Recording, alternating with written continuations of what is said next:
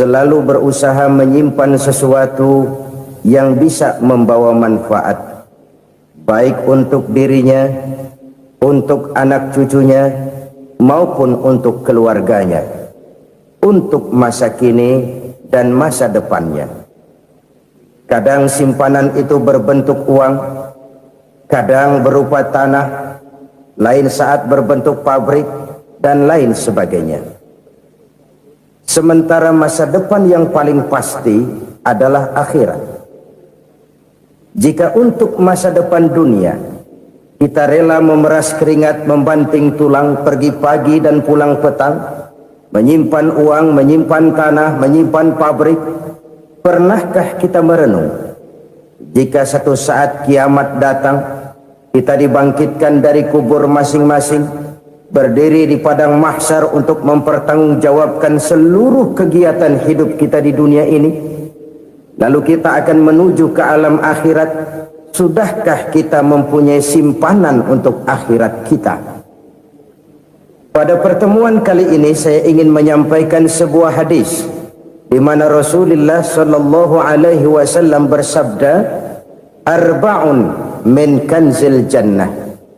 Simpanan sorga ada 4 macam. Yang pertama, ikhfa'us sadaqah, menyembunyikan sedekah. Saudara-saudara kaum muslimin, sebagaimana yang kita maklum bahwa Allah Subhanahu wa taala melebihkan sebagian rezeki dari kita terhadap yang lain. Ada yang kaya, ada yang setengah kaya, ada yang miskin, ada yang setengah miskin, dan selanjutnya. Ada yang gajinya kecil tapi penghasilannya gede. Ada yang penghasilannya gede tapi nggak punya gaji. Ada juga yang memang gajinya gede dan penghasilannya gede. Kelebihan rezeki merupakan sunnatullah dan tidak harus membuat kita merasa lebih dari yang lain. Bahkan sebaliknya, kelebihan itu harus membuat kita ringan tangan untuk menolong mereka yang memang memerlukan pertolongan. Kalau saudara diberikan ilmu, maka pertanyaan akhirat cuma satu: ilmumu kau amalkan untuk apa? Kalau saudara diberikan umur yang panjang, pengadilan akhirat juga bertanya satu: umurmu kau habiskan di mana? Tapi kalau saudara diberikan harta, pengadilan akhirat akan bertanya dua: hartamu kau dapat dari mana? Kau belanjakan kemana? Dari mananya ditanya, dan kemananya juga ditanya. Oleh karena kita akan dimintakan pertanggungan jawab, maka amanah yang bernama harta ini harus kita gunakan dengan sebaik-baiknya. Ada penggunaan yang merupakan kewajiban, itu zakat namanya. Ada penggunaan yang sewaktu-waktu, itu infak namanya. Ada yang lebih sewaktu-waktu lagi, dan itu sedekah namanya. Zakat dia terikat oleh haul dan nisab, oleh putaran batas waktu dan ukuran dari harta itu sendiri. Sedangkan infak terikat oleh situasi dan kondisi perekonomian seseorang. Sedangkan sedekah tidak terikat dengan apapun. Dalam kondisi seperti apapun kita bisa melakukan sedekah dengan yang terkecil sekalipun. Sampai-sampai Rasulullah sallallahu alaihi wasallam mengajarkan, la tahqiranna minal ma'rufi syai'an walau an talqa akhaka biwajhin talik. Atau ada hadis, tabassumuka fi wajhi akhika laka shadaqah. Senyumanmu kepada temanmu adalah sedekah. Jadi untuk melakukan sedekah tidak harus dalam berbentuk uang. Dengan ilmu kita bisa sedekah, dengan tenaga kita bisa bersedekah, dengan pikiran kita bisa bersedekah, bahkan senyum kepada teman itu pun sedekah. Jadi kalau sedekah dengan uang memang belum punya uang, nyengir aja banyakin. Itu asal pada tempatnya, jangan lalu ketemu tiang listrik cengengesan. Tentu tidak pada tempatnya dan tidak wajar. Nah, sedekah yang paling dicintai Allah adalah sedekah yang disembunyikan. Artinya, jauh dari sifat riya. Kan kadang-kadang ada orang sedekah itu disebutkan namanya, apa tidak bagus? Kalau memang niatnya ikhlas, ya bagus-bagus saja untuk memberikan sugesti kepada yang lain. Di Fulan bin Fulan nyumbang sekian, diumumkan. Boleh kalau niatnya untuk memberikan rangsangan kepada yang lain supaya dia menyumbang lebih besar dari orang tadi. Tapi kalau itu mendatangkan riya, maka sedekah yang paling dicintai Allah adalah sedekah yang disembunyikan. Tangan kiri saja tidak tahu apa yang diberikan oleh tangan kanan. Sedekah yang dilakukan dengan ikhlas akan merupakan perbendaharaan surga, tersembunyi dari pandangan orang lain, tidak seorang pun tahu. Karena memang sikap yang baik adalah melupakan kebaikan dan mengingat kesalahan. Itu salah satu ciri orang bahagia. Orang yang selalu mengingat kesalahannya dan berusaha melupakan segala kebaikannya. Kalau dia akan berada kebaikan, dia tidak bisa ikut, dia merasa rugi karena dia merasa belum pernah berbuat baik. Tapi kalau akan melakukan kesalahan baru, dia ingat kesalahan yang sudah-sudah, sehingga terhalang baginya untuk melakukan satu kesalahan baru. Demikianlah saudara-saudara, bahwa Allah melebihkan rizki sebagian kita dari yang lain, agar terjadi tolong-menolong dalam kehidupan ini. Jadi kesenjangan yang nature, kesenjangan yang alami, itu sunnatullah. Ada yang kaya, ada yang miskin, ada yang kelas menengah. Nah, kenapa lalu sekarang kita berusaha mengentaskan kemiskinan? Oleh karena adanya kesenjangan struktural. Kalau yang kaya bisa semakin kaya, kenapa yang miskin tidak bisa naik jadi ikut sedikit kaya? Sebab pada dasarnya Islam adalah agama yang sejak turunnya sudah berupaya memerangi kemiskinan. Bahkan dikatakan kemiskinan itu mendekatkan kepada kekufuran. Orang kalau miskin udah dekat banget sama kafir. Gampang menjadi kafir. Berapa banyak saudara-saudara kita yang oleh karena soal perut, oleh karena soal materi, terpaksa meninggalkan dan menanggalkan akidahnya, menjual petunjuk yang diberikan Allah dengan kesenangan dunia yang cuma sebentar ini. Na'udzubillah thumma na'udzubillah. Jadi makin kita sembunyikan satu sedekah, semakin banyak perbendaharaan kita di surga. Sedekah yang paling dicintai Allah adalah sedekah yang disembunyikan. Malahan ada seorang sufi, dia punya kebiasaan kalau pergi sholat Jumat dia bawa uang, itu uang dia taruh di bawah tikar masjid. Dia niat sedekah kepada siapa saja yang nemuin itu duit. Maksudnya apa? Supaya yang nemuin nggak tahu siapa yang punya duit. Demikian dia saking ingin menyembunyikan sedekahnya. Karena sifat riya itu bisa memakan amal kita sendiri. Riya itu termasuk menyebut-nyebut kebaikan kita. Orang yang suka nepuk dada, sedikit-sedikit ngitungnya kalau nggak gua. Tuh kalau nggak gua tuh. Tuh yang belas itu kalau nggak gua, kalau nggak gua. Iya kalau nggak lu kenapa emang? Orang yang suka menepuk jasad, tuh biasanya memang begitu saudara-saudara. Kalau perang lagi berkecamuk, orang nggak sempat ngaku jadi pahlawan. Tapi begitu perang selesai, yang kagak kenal bedil ngaku pahlawan, mas. Itu sesuatu yang biasa. Oleh karenanya, orang-orang yang ikhlas dalam bersedekah, disembunyikannya sedekah itu Allah cinta betul. Malahan ada hadis memberikan jaminan, inna shadaqatal mar'il muslimi tazidu fil umri wa tadfa'u mitatas su'i. Sesungguhnya sedekahnya seorang mukmin tazidu fil umri, bisa menambah umur panjang, wa tadfa'u mitatas su'i, dan menyelamatkan manusia dari mati secara su'ul khatimah.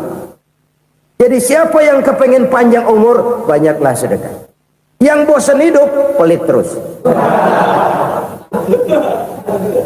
Sedekah menambah panjang umur dan menyelamatkan manusia dari mati secara su'ul khatimah.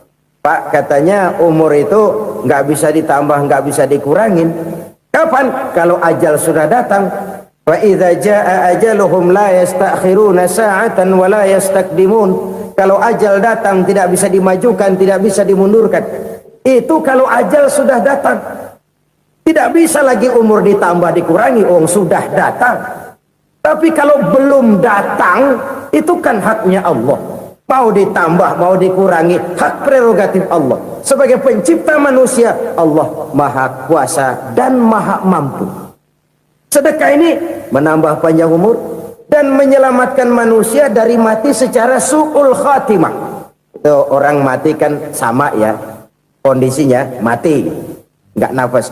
Tapi hakikat mati kan lain-lain. Ada yang mati itu husnul khatimah, baik akhirnya. Misalnya lagi ngaji mati, lagi sholat mati, lagi sedekah mati. Ini yang dinamakan dengan husnul khatimah, baik di akhirnya. Sebaliknya ada yang su'ul khatimah, jelek di akhirnya. Ini yang jadi catatan akhir. Lagi nyekek botol, mampus. Lagi banting kartu, modar. Su'ul khatimah, jelek pada akhirnya. Sedekah menyelamatkan manusia dari mati secara su'ul khatimah. Dan kita semua kepengen mendapat husnul khatimah, jauh dari su'ul khatimah. Oleh sebab itu yang bisa menyelamatkan kita dari penyakit itu antara lain adalah sedekah yang disembunyikan, yang dikerjakan dengan ikhlas karena Allah, tidak karena kepengen dipuji orang, tidak karena ingin dikatakan orang pemurah. Sebab orang dermawan itu orang yang memberi tanpa harus diminta. Kalau masih harus diminta, ya belum dermawan namanya, masih harus diminta. Kalau nggak diminta ya tulus, lolos, polos.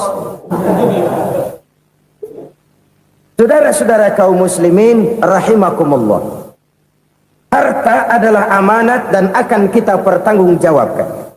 Allah melebihkan rizki sebagian kita dari yang lain agar kita saling tolong menolong, bantu membantu. Nabi janjikan siapa yang meringankan beban saudaranya muslim di dunia, Allah akan meringankan bebannya di akhirat nanti. Sebuah jaminan dari baginda Nabi.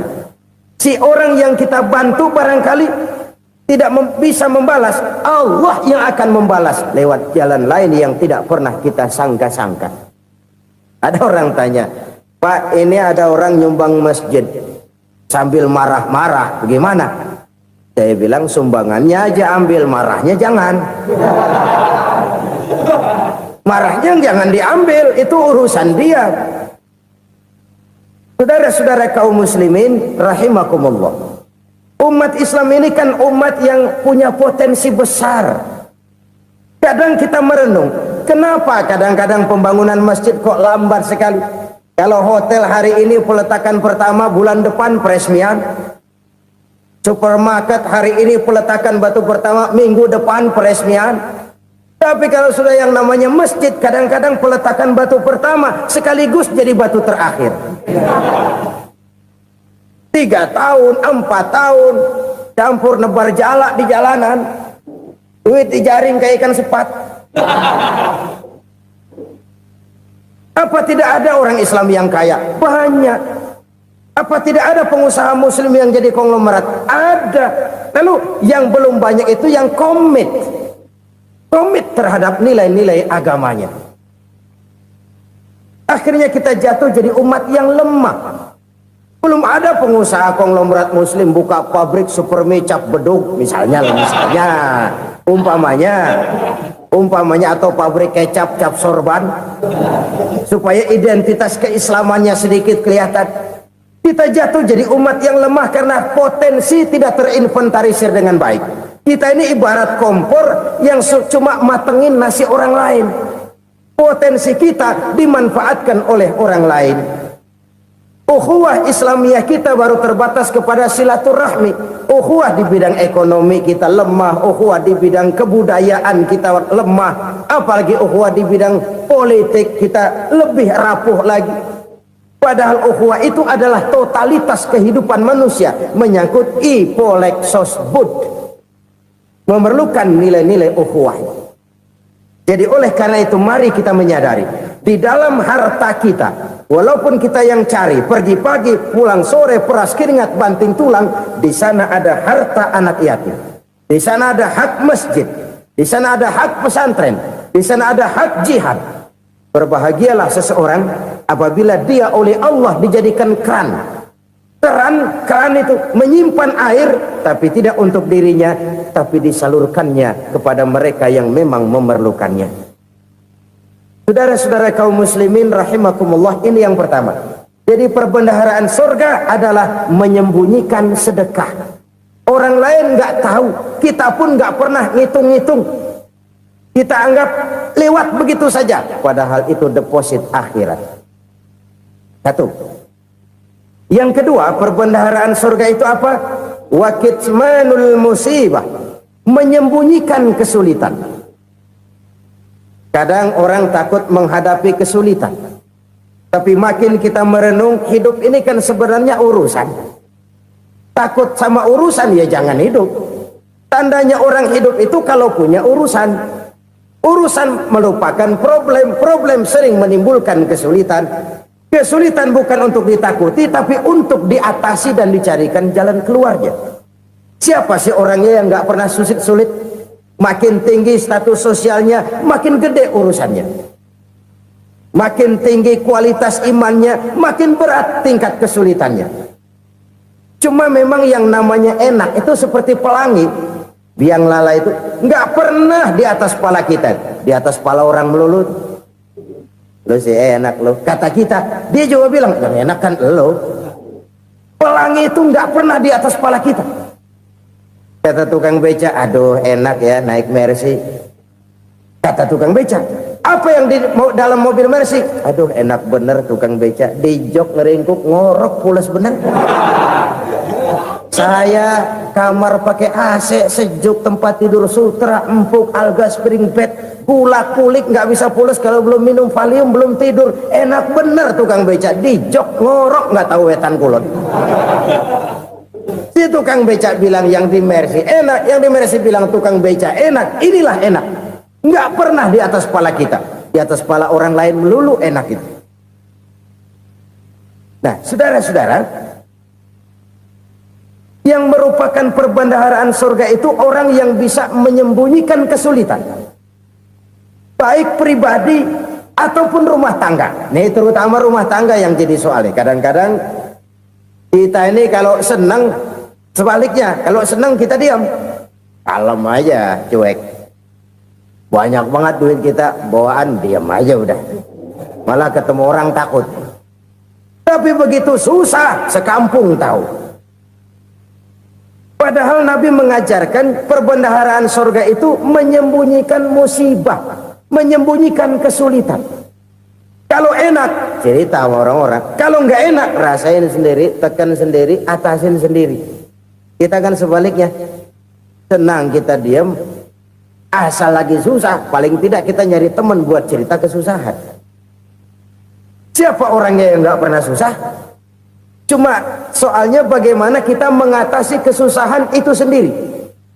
Begitu juga misalnya kalau orang sudah berumah tangga, itu orang tuanya harus menjadi tempat dia cerita yang enak-enak saja. Yang nggak enak rasain berdua, selesaikan berdua, atasin berdua. Jangan dibalik. Asal senang diam, giliran susah saja. Maknya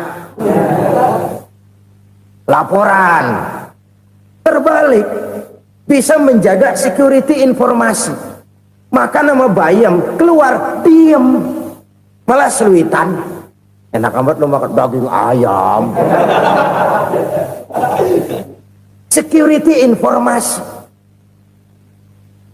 Saudara-saudara kaum muslimin rahimakumullah, ujian yang terberat itu yang pernah diberikan kepada para nabi, para rasul, para aulia, para ulama. Makin tinggi keimanan, makin berat bentuk kesulitan. Ayo saya kemukakan satu contoh saja.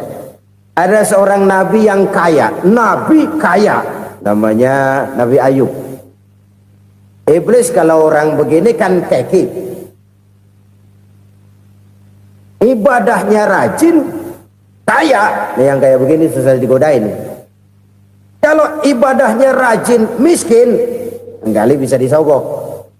Sini imannya mantap, ibadahnya rajin, kaya, nabi lagi. Oh, tapi namanya iblis nggak kurang akal, laporan, Tuhan, kenapa Les? Ya ini bahasa saya, bahasa Qurannya sih nggak gitu. Itu hambamu yang namanya Ayub, dia rajin ibadah cuma karena dikasih kaya aja. Coba kasih miskin dia, berhenti dia sembahyang. Ah, kamu bisa aja. Saya tahu Ayub itu hambaku yang ikhlas. Saya buktiin Tuhan, silahkan. Dibuktiinlah, iblis turun ke alamin.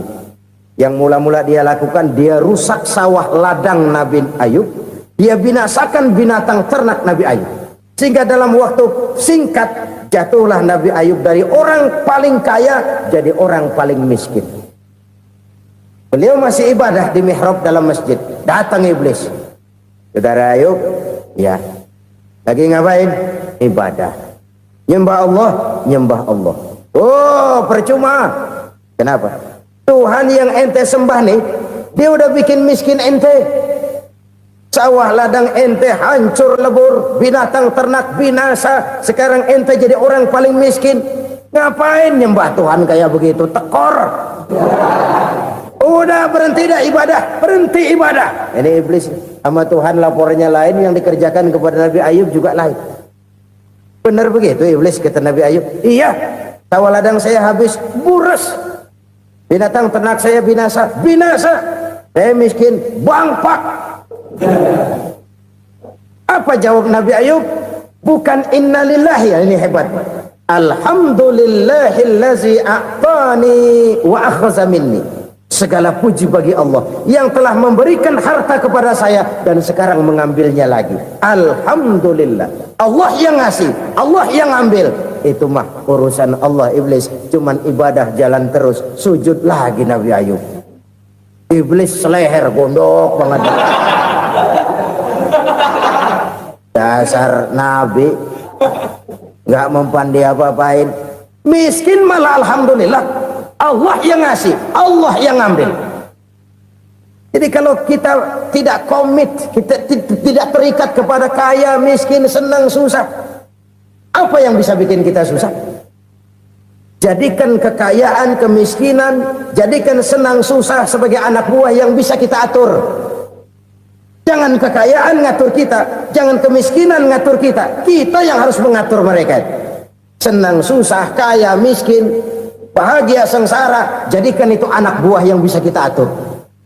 Kalau sekarang kita kaya, lain saat boleh jadi kita miskin, semiskin-miskinnya. Allah yang ngasih, Allah yang ngambil. Tenaga mana yang bisa menghalangi? Ibadah jalan terus. Iblis makin gondok. Dasar Nabi loh. Akhirnya apa? Nabi Ayub dikerjain, diberikan penyakit. Demikian fatal penyakitnya. Bayangin, udah miskin sakit. Masya Allah. Miskin sakit. Sakitnya nggak lama, kira-kira 16 tahun. Istrinya 3, 2 mental minta ceraiin. Ngerawatin laki bengek begini. Senang belum tentu, susah udah pasti nih. Cerai aja, cerai dah. Cerai. Tinggal satu Siti Rahmah yang setia menemani beliau. Sesetia-setianya hati perempuan. Satu saat Siti Rahmah bilang, "Bang, iya, abang kan Nabi bang. Lalu namanya Nabi kan doanya jarang meleset bang. Maksud kamu minta kenapa sih sama Tuhan biar abang sembuh baik dah bang?" Siti Rahmah, iya. Saya sakit berapa tahun sih dah? 16 tahun bang. Sebelum ini saya sehat berapa tahun? Ya kira-kira 60 tahun bang. Nah coba ente banding-bandingin Rahmah. Saya dikasih sehat 60 tahun, dikasih sakit 16 tahun. Sudah nggak sabar mau doa kepada Allah minta sembuh. Saya malu kepada Allah. Diuji dengan yang luar biasa seperti ini, tidak mengganggu stabilitas kehambaannya. Dia tetap menghamba kepada Allah Subhanahu wa ta'ala. Saudara-saudara kaum muslimin rahimakumullah. Kunci menghadapi kesulitan itu apa? Allah jelaskan dalam satu ayat, wa basyiris sabirin alladzina iza asabathum musibah qalu inna lillahi wa inna ilaihi raji'un. Gembirakan orang-orang yang sabar Siapa mereka itu? Yang apabila mendapat musibah mereka kembali kepada keyakinan dasar, segalanya dari Allah dan segalanya akan kembali kepada Allah. Ini konsepsi dasar dari sikap muslim dalam menghadapi berbagai kesulitan. Segalanya dari Allah, segalanya akan kembali kepada Allah. Kalau ini sudah kondisi dasarnya, maka kita akan lapang menghadapi kenyataan bagaimanapun pahitnya. Apakah itu namanya miskin, apakah itu namanya sakit, bahkan maut sekalipun. Maut sekalipun. Segalanya dari Allah, segalanya akan kembali kepada Allah. Ini sikap hidup, bukan sekedar ucapan. Kita kadang-kadang menjadikannya sebagai ucapan. Mulutnya sehingga berhenti, innalillahi wa inna ilaihi rajiun, tapi nangisnya terus gerung-gerungan. Bukan itu, ini kesadaran moral. Kalau segalanya dari Allah, segalanya kembali kepada Allah, kan sebenarnya cuma nunggu giliran. Hari ini saya nyembayangin dia, entah hari apa saya disembayangin orang. Hari ini saya antar dia ke kubur, entah hari apa orang nganterin saya ke kubur. Hari ini saya tahlilkan dia, entah nanti kapan orang tahlilkan saya. Segalanya dari Allah, segalanya akan kembali juga kepada Allah. Oleh sebab itu saudara-saudara, kesulitan bukan untuk ditakuti. Kesulitan justru untuk diatasi, dicarikan jalan keluarnya. Dan tidak ada orang yang tidak pernah mendapat kesulitan. Tidak ada. Semakin tinggi status sosial, semakin tinggi kualitas keimanan, semakin besar juga tingkat kesulitan. Hanya saja bagaimana cara kita mengatasinya. Dan Al-Quran menyatakan, inna ma'al usri yusra. Di balik kesulitan itu pasti ada kemudahan. Roda itu berputar. Karena itu Rasulullah sallallahu alaihi wasallam mengingatkan kepada kita, ta'arraf ilallahi firraha ya'rifka fisyiddah.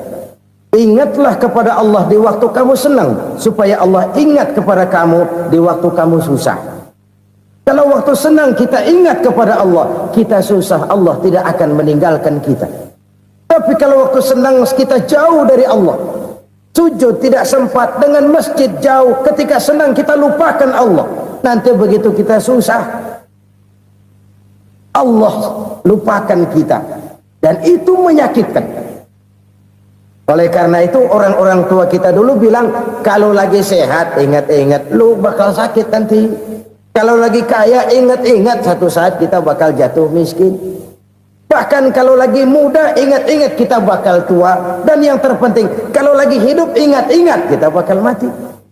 Saudara-saudara kaum muslimin rahimakumullah. Jadi yang kedua yang merupakan perbendaharaan surga, menyembunyikan musibah. Saudara-saudara kaum muslimin rahimakumullah. Hal ketiga yang merupakan perbendaharaan surga adalah wasilatur rahmi. Orang yang suka bersilaturahmi. Sebagaimana yang kita maklum bahwa manusia adalah makhluk yang disebut zon politika. Makhluk sosial yang tidak mungkin hidup sendiri-sendiri. Betapa dan siapapun kita memerlukan orang lain. Bodoh betul manusia kalau tinggal di tengah masyarakat tapi tidak mau bermasyarakat. Merasa hebat sendiri, pinter sendiri, gagah sendiri, kaya sendiri. Mungkin kalau mati juga ngubur sendiri. Jangankan kita di sini, di sorga saja Nabi Adam waktu sendirian bengong melulu, mondar mandir. Allah tegur dam sepi dam. Ya ini kalau bahasa saya. Iya Tuhan sepi ini nggak ada coret-corekan pisan ini. Diciptakan Siti Hawa baru anteng Nabi Adam. Itu di surga. Cobalah. Umpamanya saudara tinggal di Jakarta nih. Kayak bener. Apaan aja di Jakarta punya saudara dah. Jembatan Semanggi ambil. Monas, Buntel bawa pulang. Hotel-hotel ambil semua. Cuman tinggal di Jakarta sendirian, apa enaknya? Betapa dan siapapun kita perlu orang lain. Tidak ada seorang pun yang bisa memenuhi kebutuhan hidupnya secara sendiri-sendiri. Nah, Islam telah menyelamatkan manusia dari ras diskriminasi. Mengikat manusia dengan persaudaraan yang berlandaskan kepada akidah. Karena itu dianjurkan bersilaturahmi. Bahkan Nabi menyatakan, man arada ayyubsata lahu fi rizqihi wa yunsa'a fi atharihi falyasil rahimah. Siapa yang kepengen diluaskan rezekinya dan dipanjangkan usianya, banyaklah ia bersilaturahmi. Siapa yang kepengen dimudahkan rezekinya, hendaknya ia banyak bersilaturahmi. Kalau banyak teman, kesulitan kan paling tidak ada tempat cerita. Udah susah, sendirian kita pikirin diri, nggak ada tempat tukar pikiran. Cepet banget sama bengek. Dilawan sendiri. Nah, secara makro kita bisa berkata, tidak mungkin ada kemenangan kalau tidak ada kekuatan. Tidak ada kekuatan kalau tidak ada kesatuan dan persatuan. Tidak mungkin ada kesatuan dan persatuan tanpa semangat silaturahmi. Kalau umat Islam mau menang, dia harus kuat. Kalau umat Islam mau kuat, dia harus bersatu. Kalau umat Islam mau bersatu, dia harus membudayakan silaturahmi ini. Bahkan sampai-sampai kata Nabi, kalau bisa cari nilai tambah. Apa? Silman qata'ak. Bersilaturahmilah kau kepada orang yang marah denganmu. Masya Allah, indahnya ajaran agama kita. Orang yang marah pun kepada kita, kata Nabi, kalau bisa bersilaturahmilah kepadanya, kepada orang yang marah itu. Di situ nilai tambah. Cuman jujur nih hadis, ngucapinnya gampang, ngamalinnya yang berat banget. Orang marah sama kita, kita disuruh silaturahmi, ada apa malu? Lu marah, ada gua marahan lagi. Tunggu pikirin. Saudara-saudara kaum muslimin rahimakumullah. Tapi ini yang diajarkan, bahkan ini yang dicontohkan oleh baginda Rasul. Bagaimana begitu mudah? Misalnya satu saat Abu Jahal ini ngatur strategi bagaimana bikin Muhammad celaka. Dia gali lubang di depan tempat tidurnya. Dia tutupin daun korma. Terus dia panggil seseorang, ke sini. Kasih tahu Muhammad, pamannya sakit keras, minta ditengokin. Berangkat orang ini ke sana. Muhammad, labbaik. Pamanmu sakit keras, dia minta ditengokin. Baik, saya akan datang menjenguk beliau. Berangkatlah Nabi ke rumah Abu Jahal tanpa prasangka apapun. Abu Jahal udah pasang setil, selimut 3 rangkap setengah dipakai, persis kayak orang meriang. Tapi sembari ngintip dari balik selimut, begitu Muhammad buka pintu, nah masuk perangkap nih. Muhammad jalan menuju tempat pembaringan. Makin lama makin dekat, makin lama makin dekat, makin dekat ke lubang yang dipasang oleh Abu Jahal itu. Dalam hati Abu Jahal, terus dah jatuh, mampus dah lo ini. Mampus lo hari ini nih. Apa yang terjadi? Malaikat Jibril datang. Muhammad, pamanmu cuma pura-pura sakit. Di depan tempat tidurnya ada lubang perangkap supaya kamu jatuh ke situ. Sudah, kamu pulang. Balik kanan Nabi. Sudah hampir jatuh ke lubang, balik kanan, pulang. Bayangin kecewanya Abu Jahal.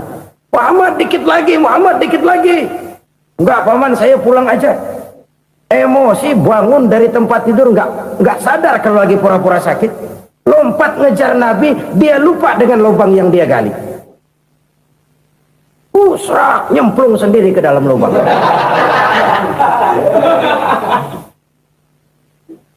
Nabi terus berlalu. Ini terjadi keanehan. Jatuh ke lubang yang dia gali itu sebenarnya nggak terlalu dalam ya, antara 3-4 meteran lah. Tolong saya jatuh ke lubang ini. Datanglah pelayan-pelayannya itu. Angkat saya dari sini. Oh, yang ngulurin tambang.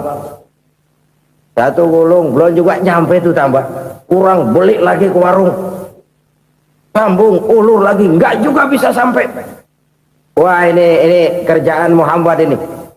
Tolong, siapa salah seorang kamu ke rumah Muhammad, kasih tahu encangnya kecebur. Minta ditolongin.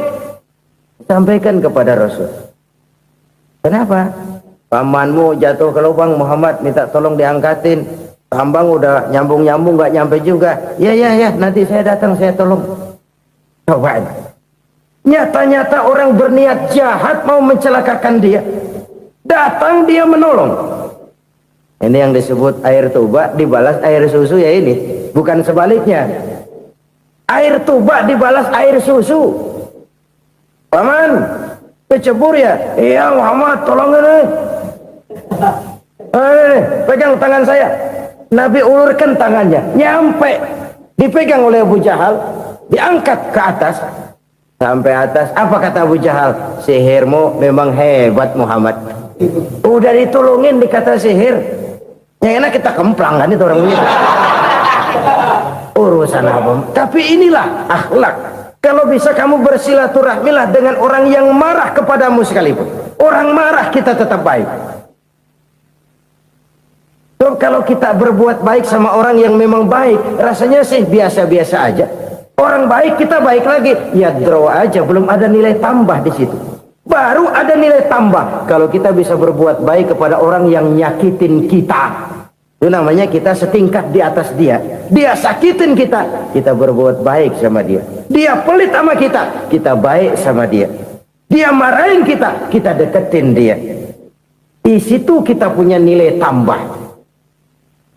Jadi siapa yang ingin diluaskan rezekinya kata Nabi dan dipanjangkan umurnya, hendaklah ia banyak-banyak bersilaturahmi. Sederhana sebenarnya silaturahmi. Tapi silaturahmi membangkitkan semangat kesatuan dan persatuan. Kesatuan dan persatuan melahirkan kekuatan. Dalam matematika, 1 ditambah 1 pasti 2. Tapi di tengah masyarakat, 1 orang takut ditambah 1 orang takut, hasilnya jadi 2 orang setengah berani. Kenapa setengah berani? Karena udah berdua. Tadi pan takut sendirian. Kalau dia kumpul turu-turu takutlah jadi berani. Kita yang lemah, kita yang tidak berdaya, kita yang miskin, kalau mau kompak bersatu, apa yang nggak bisa kita kerjain? Apalagi tinggal di kota besar, pilihan cuma 2, bertahan atau minggir. Bertahan atau minggir. Untuk bisa bertahan harus mampu bersaing. Untuk mampu bersaing harus punya keahlian. Keahlian harus ditunjang dengan pendidikan, ditambah oleh kekompakan sebagai umat. Udah miskin mencar mulu, orang injak kita. Orang nggak pandang urusan apa malu. Oleh karena itu silaturahmi pada hakikatnya merupakan roh dari ukhuwah yang diajarkan oleh agama kita. Bagaimana Islam menyelamatkan masyarakat manusia dari ras diskriminasi, mengikat manusia, dan tidak ada persaudaraan yang lebih indah selain persaudaraan yang diikat dengan nilai-nilai akidah. Sepanjang orang di jalan Allah, itulah saudara kita. Keluar dia dari jalan Allah, selesailah persaudaraan sampai di situ. Karena itu, kalau ingin menyimpan sesuatu di surga, banyaklah bersilaturahmi. Datang ke rumah ini, datang ke rumah itu, dan lain sebagainya. Itu simpanan kita di akhirat nanti. Ini yang ketiga. Saudara-saudara, yang keempat, perbendaharaan surga itu apa? Wa qawlu la hawla wa la quwwata illa billah. Ucapan la hawla wa la quwwata illa billah. Ibadah kan ada yang berat, modalnya besar. Bangun masjid berat, modalnya besar. Bangun rumah sakit berat, modalnya besar. Ada ibadah yang berat, tapi modalnya ringan. Misalnya puasa. Puasa itu berat, mengendalikan nafsu. Kalau sekedar nggak makan nggak minum sih enteng. Mengendalikan nafsu itu jihad terbesar. Tapi kan modalnya ringan, cuma niat saja. Ini ibadah berat, modalnya ringan. Ada ibadah yang ringan, modalnya juga enteng. Seperti termasuk ucapan la haula wa la quwwata illa billah. Tanpa sadar, la haula wa la quwwata illa billah. Nyelengin tuh di surga. Nyelengin, kita nggak terasa. Nyelengin simpenan akhirat. La haula wa la quwwata illa billah. Nyimpan lagi. Kaget. La haula wa la quwwata illa billah. Nyimpan lagi. Banyak simpenan. Walaupun sebenarnya yang dimaksud di sini adalah kesadaran batin. Bahwa tidak ada daya dan kekuatan kecuali Allah. Itu intinya. Kita memulai pekerjaan disunahkan baca bismillah, kan begitu. Apa itu? Kesadaran moral bahwa ini saya bisa kerjakan, saya kerjakan ini dengan menyebut nama Allah. Kenapa? Kalau Allah tidak memberikan daya dan kekuatan, mana mampu saya kerjakan ini. Maka saya kerjakan ini dengan menyebut nama Allah. Bismillah. Kesadaran moral. Manusia hanya wajib berusaha, tapi nggak pernah wajib berhasil.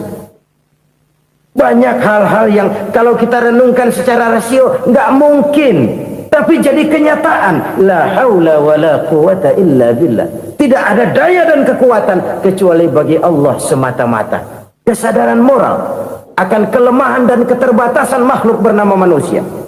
Kadang kita kagum dengan otak, tapi kita sering lupa sama yang bikin otak. Padahal bagaimanapun hebatnya otak, yang bikin otak pasti lebih hebat dari otak. Nggak percaya, silahkan otak-otakan. Inilah kecenderungan. Kita kagum dengan pesawat-pesawat mutakhir, bukan main, besi gede banget terbang itu. Alangkah hebatnya. Lalu apa yang bikin otak tidak lebih hebat dari itu semua? Kita puji laut, apa yang bikin laut tidak lebih hebat dari laut itu? La haula wa la quwata illa billah. Tidak ada daya dan kekuatan kecuali Allah. Apa yang bisa kita lakukan kalau tidak karena daya dan kemampuan yang diberikan oleh Allah kepada kita? Lahirlah sikap tawadu, rendah hati, tidak melonjak menjadi angkuh dan sombong, sadar akan kelemahan dan keterbatasan diri. Sebagai makhluk yang diciptakan oleh Allah Subhanahu wa ta'ala. Jadi satu sisi ini ucapan yang berpahala, la haula, jadi wiridan. Pada sisi lain ini kesadaran moral, sikap mental, kesadaran batin, bahwa yang punya daya dan kekuatan itu cuma Allah. Kita nggak pantas untuk sombong, sebab sombong itu pakaiannya Allah. Kita nggak sedang pakai pakaian Allah, kegedean. Dan makin kita renungi, makin terbentur. Apa sih yang bisa kita sombongin?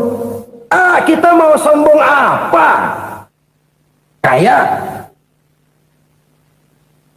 Pintar?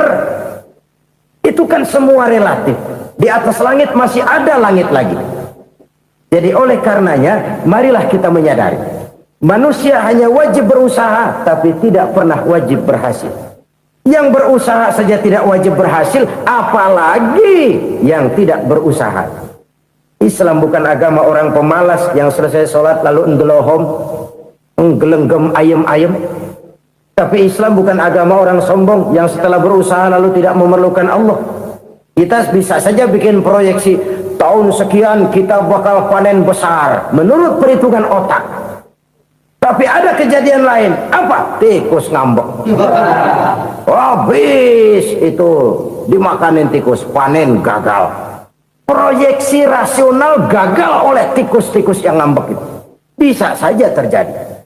Tahun depan kita panen besar, urung. Kenapa? Musim panas panjang. Dan sekarang ini koran-koran bikin berita musim mengalami penyelewengan. Bukan cuma manusia yang nyeleweng sekarang. Musim pakai nyeleweng. Mestinya kan musim hujan udah selesai, masih hujan-hujan juga. Musim. Nah sekarang kita boleh bikin proyeksi, kita bakal panen besar. Tahu-tahu musim panas panjang, sawah retak, air kering. Cari teknokrat yang paling botak, suruh pendekin tuh musim panas. La haula wa la quwata illa billah. Inilah kesadaran moral. Saudara, saya teringat satu saat ada seorang konglomerat. Umurnya ya kira-kira 70-an. Satu saat dia ditanya oleh wartawan, "Pak, umur Bapak berapa sih?" "Ya paling 10 tahun." 10 tahun? 10 tahun? Anak Bapak berapa orang? Satu saja? Satu. Harta Bapak berapa?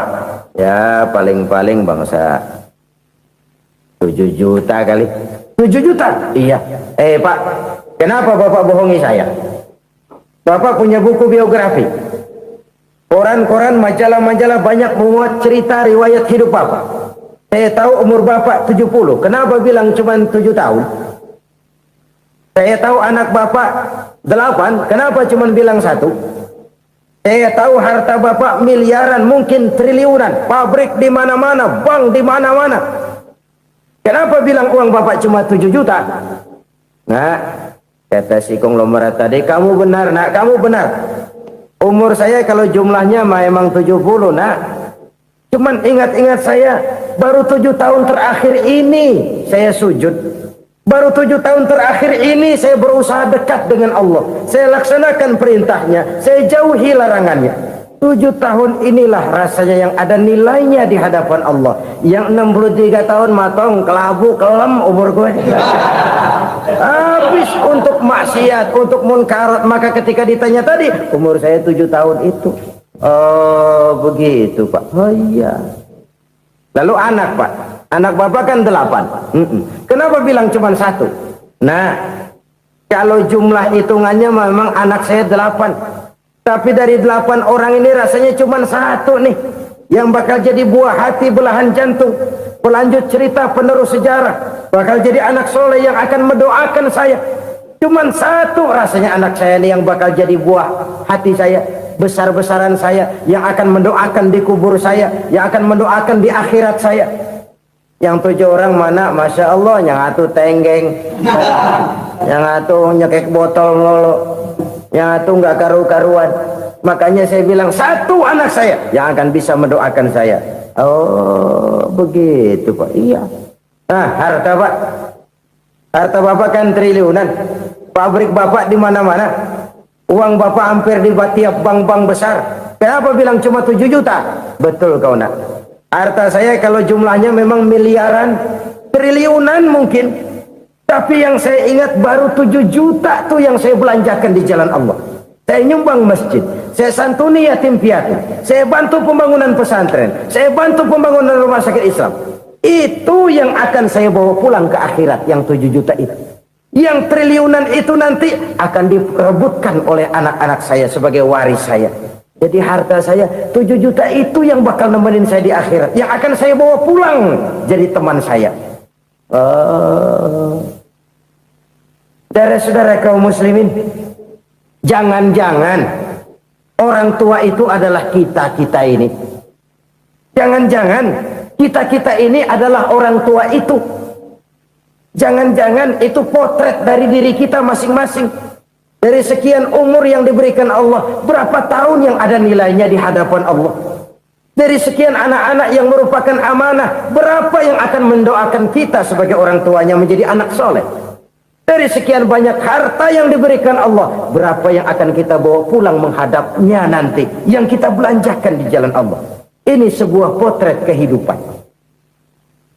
Karena itu kita kembali kepada la haula wa la quwata illa billah.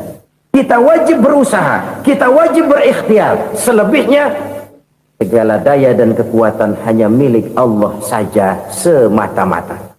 Satu kesadaran batin dari setiap pribadi muslim. Setelah ia berusaha dan berikhtiar, ia menyerahkannya kepada Allah Subhanahu wa ta'ala. Jadi satu sisi ini merupakan wiridan ucapan yang mengandung pahala, pada sisi lain ini merupakan sikap batin dari seorang muslim di dalam ia menghadapi realitas kehidupan ini. Saudara-saudara kaum muslimin rahimakumullah, kalau ini kita jadikan satu basis kehidupan, maka ini akan menyelamatkan manusia dari kemungkinan tergelincir menjadi orang yang lupa diri dan lupa darat. Sebab itu Imamul Ghazali berpesan, jadidis safinah fa innal bahra amiq wa khuziz zad fa inna safara ba'id wa khaffifil hamla fa innal hamla sadid. Perbarui selalu kapalmu karena lautan sangat dalam. Bawa bekal yang banyak karena perjalanan ini sangat jauh. Ringankan beban karena kebanyakan beban akan menyakitkan. Alangkah indah kalimat ini, alangkah dalam makna yang terkandung di sana. Perbarui selalu kapalmu karena lautan sangat dalam. Apa artinya ini? Jaga mentalmu baik-baik. Pelihara imanmu baik-baik karena hidup penuh cobaan seperti lautan. Kita kalau berlayar di lautan kan kadang-kadang tenang, angin bertiup sepoi-sepoi basah. Jika malam datang bintang gemintang bertabur menghias cakrawala. rembulan memantulkan sinarnya dengan indah. Dalam keadaan begitu berlayar enak, tapi lain saat ombak menggunung, halilintar menyambar, angin topan bertiup. Berapa banyak sudah saudara-saudara kita yang tenggelam di lautan dunia tanpa sadar bahwa dia belum sampai kepada pantai yang akan dituju. Berapa banyak sudah saudara-saudara kita yang tenggelam di lautan dunia ini tanpa sempat bangkit lagi. Dia menyangka sudah sampai kepada tujuannya. Hati-hati kapal jangan sampai bocor karena lautan sangat dalam. Iman ini jaga baik-baik karena hidup penuh dengan ujian. Wa khuzizat fa inna safar ba'id. Bawa bekal yang banyak karena perjalanan sangat jauh. Saudara mau ke Bandung, bawa duit. Saudara mau ke Surabaya, banyakan lagi duitnya. Saudara mau ke Mekah, gepokan, iketan tuh duit nggak lembaran lagi. Makin jauh perjalanan, makin banyak bekal yang harus kita bawa. Kalau saudara dari Jakarta mau ke Surabaya, kagak bawa duit berangkat juga, itu sih bukan berani namanya, nekat. Sampai Surabaya belum tentu, sengsara di jalan udah pasti. Kenapa? Nggak bawa bekal berangkat. Sama juga kita nih, misalnya belum sempat sembahyang, mati. Waduh, berani banget orang. Belum punya bekal, mati, sengsara di jalan. Atau bekal tidak cukup. Dari Jakarta saudara mau ke Surabaya, bawa duit 500 perak. Paling jauh Cikampek nyampenya itu. Paling jauh itu. Antara jauhnya perjalanan dengan bekal yang saudara bawa tidak seimbang. Hidup ini perjalanan panjang. A walking tour. Dimulai dari alam arwah, sebelum jasad diciptakan, roh diciptakan lebih dulu. Dari situ pindah ke alam rahim, dari alam rahim pindah ke alam dunia, dari alam dunia pindah ke alam barzah, baru menuju akhirat. Satu perjalanan panjang. Kalau bekal tidak bawa, sengsara di jalan. Bawa bekal yang banyak karena perjalanan ini sangat jauh. Wa khaffifil hamla, ringankan beban karena beban itu cuma akan menyulitkan. Kalau bekal itu sih keperluan, tapi beban nggak kita perluin, cuma ngeberat-beratin. Apa ini beban? Dosa, kecurangan, kebatilan, kesoliman, ketidakadilan, kesewenang-wenangan. Itu akan jadi beban kita di akhirat. Alangkah celakanya, perjalanan panjang, bekal tidak bawa, beban kelewat banyak, alamat sengsara di jalan. Pahala tidak ada, dosa berlipat ganda. Na'udzubillah, summa na'udzubillah. Kalau kita rangkum nasihat Al-Ghazali dengan kisah si konglomerat tadi, kita akan mengambil kesimpulan. Pertama, bekal terbaik dalam menghadapi gejolak kehidupan ini tidak lain adalah iman. Yang kedua, pahala dan dosa. Dua hal kontroversial. Pahala adalah bekal, dosa adalah beban. Tapi kita sekarang kan tidak begitu terangsang kepada yang abstrak. Orang berlomba mencari yang konkret-konkret saja, yang real. Kalau memang dosa, benjol dong, kira-kira begitu. Kira-kira begitu. Persis orang Yahudi dulu. Orang Yahudi itu kan pernah minta kepada Nabi Musa, Ya Musa, lan nu'mina laka hatta narallaha jahrah. Musa, kami nggak bakal mau beriman kepada Allah kalau belum kami lihat Allah ada nongkrong di depan kami. Kalau memang Tuhan ada, taruh dong di depan kami. Mau yang konkret-konkret saja. Kalau memang dosa, benjol dong. Kalau memang pahala, berasa dong. Orang terangsang kepada yang real, yang konkret-konkret saja. Karena itu, untuk mengejar dosa, orang mau bayar. Tapi untuk mengejar pahala, walaupun tidak bayar, orang segan. Ini yang dikatakan oleh Nabi, kamu mengharapkan ke surga, tapi kamu berat melaksanakan sesuatu yang bisa membawa kamu ke surga. Kamu ingin jauh dari neraka, tapi tiap saat kamu lakukan perbuatan-perbuatan yang justru menjerumuskan kamu ke neraka. Idda'aitum an-najata minan nar wa ramaitum fiha anfusakum. Kamu ingin selamat dari neraka, tapi kamu lemparkan diri kamu ke neraka. Kamu ingin masuk surga, tapi berat sekali kamu melakukan perbuatan-perbuatan yang bisa menyampaikan kamu di surga. Saudara-saudara kaum muslimin rahimakumullah. Jadi hal keempat yang merupakan perbendaharaan surga adalah la haula wa la quwwata illa billah. Satu sisi ini merupakan ucapan yang memperberat timbangan akhirat. Pada sisi lain ini merupakan sikap hidup seorang muslim. Kesadaran batin yang sangat dalam bahwa tidak ada daya dan kekuatan kecuali Allah. Dan itu kita simbolkan pada saat memulai pekerjaan dengan Bismillah, dengan menyebut nama Allah. Satu kesadaran moral, saya hanya bisa melakukan ini karena diberikan daya dan kekuatan oleh Allah. Lahirlah sikap tawadu, rendah hati, tidak melonjak menjadi angkuh dan sombong.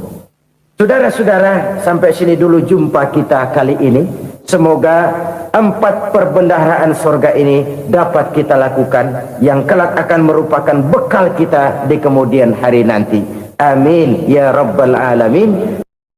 Bapak-bapak, ibu-ibu, saudara-saudara kaum muslimin rahimakumullah.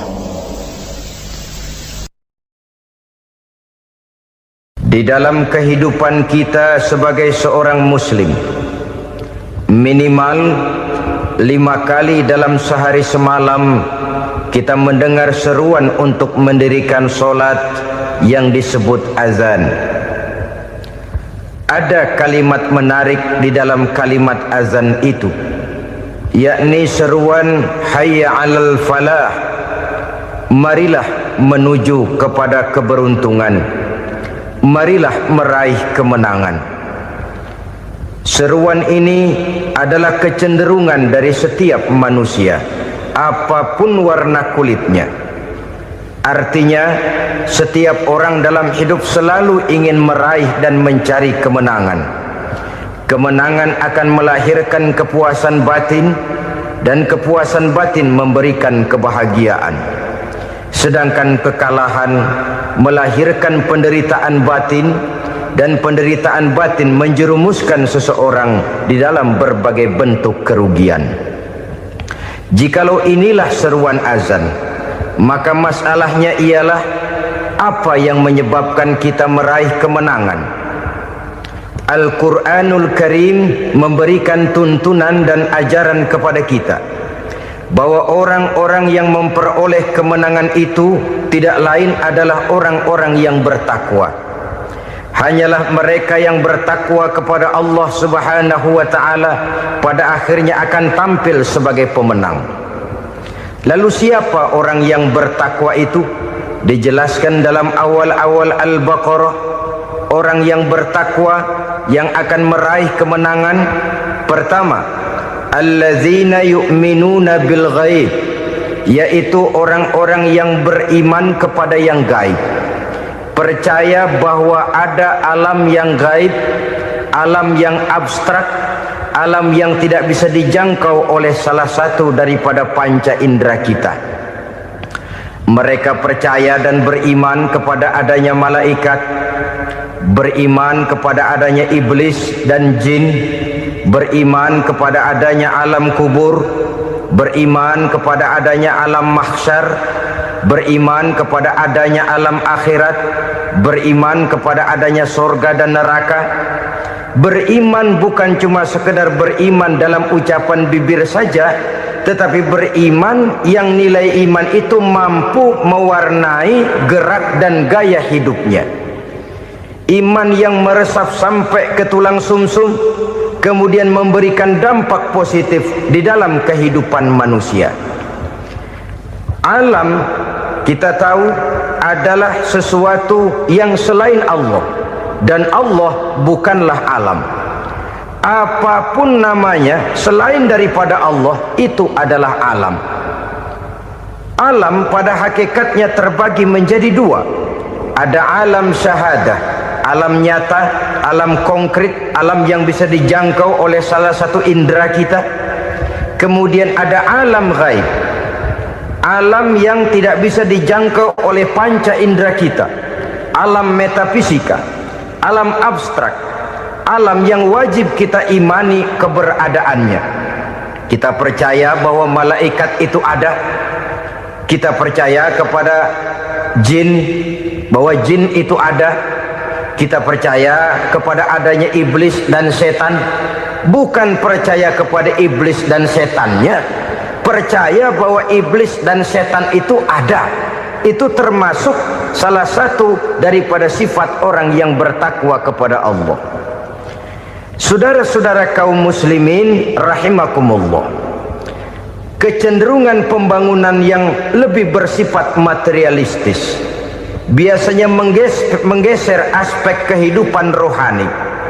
Orang berpikir empiri, dan dalam pola pikir yang demikian maka alam gaib tidak lagi mendapat perhatian. Aspek kehidupan yang bersifat rohaniah malah mulai ditinggalkan. Akibatnya terjadilah kepincangan di dalam kehidupan kita. Pernah ada satu pengalaman pribadi dalam perjalanan kembali ke tanah air. Dalam pesawat di sebelah kanan saya duduklah seorang Jerman namanya Heiner Simonsen. Iseng saya ajak kenalan, saya ajak ngobrol, saya tanya dia. Saya bilang, Mas Heiner ini, kalau pesawat yang kita tumpangi ini jatuh ke bawah, kira-kira apa yang bakal terjadi, Mas? Dia bilang, kita semua akan mati. Begitu? Iya. Oke. Apa itu mati? Tanya saya. Dia bilang, untuk tahu apa itu mati, kita harus tahu lebih dahulu apa itu hidup. Saya pikir nih bule bisa ngomong juga. Baiklah kata saya. Apa hidup menurut Anda itu? Oh, hidup itu dia bilang, kalau seluruh anggota badan kita bekerja secara normal, paru-paru memompa darah secara normal, jantung berdetak secara normal, sel-sel tubuh bekerja secara fit, dan organisme tubuh hanya mau bekerja secara normal, dia bilang, kalau kita memberi makan yang cukup, menu yang teratur, dan gizi yang lengkap. Saya bilang, kesimpulannya apa, Ner? Dia jawab, hidup adalah dari tangan ke mulut. Life is from the hand to the mouth, kata dia. Hidup adalah dari tangan ke mulut. Jadi masalah hidup tidak lebih daripada masalah isi perut. Orang pergi pagi, pulang sore, peras keringat, banting tulang, perut yang dibelain. Saya bilang, you are wrong. Sampean salah, Ner. Kamu orang Islam bukan? Bukan. Pantas. Kenapa saya salah? Dia bilang, ya jelas salah. Salahnya di mana? Kamu ini manusia. Kalau hidup cuma dari tangan ke mulut, saya bilang, kambing di kampung saya juga begitu pikirannya, Ner. Itu kambing di kampung saya, asal perutnya kenyang, sudah hidup dia. Perkara besok bagaimana, lusa prospeknya macam mana, bulan depan ada apa, kambing nggak pernah mikir. Di kampung saya kambing juga pikirannya begitu. Kamu Kristen ya?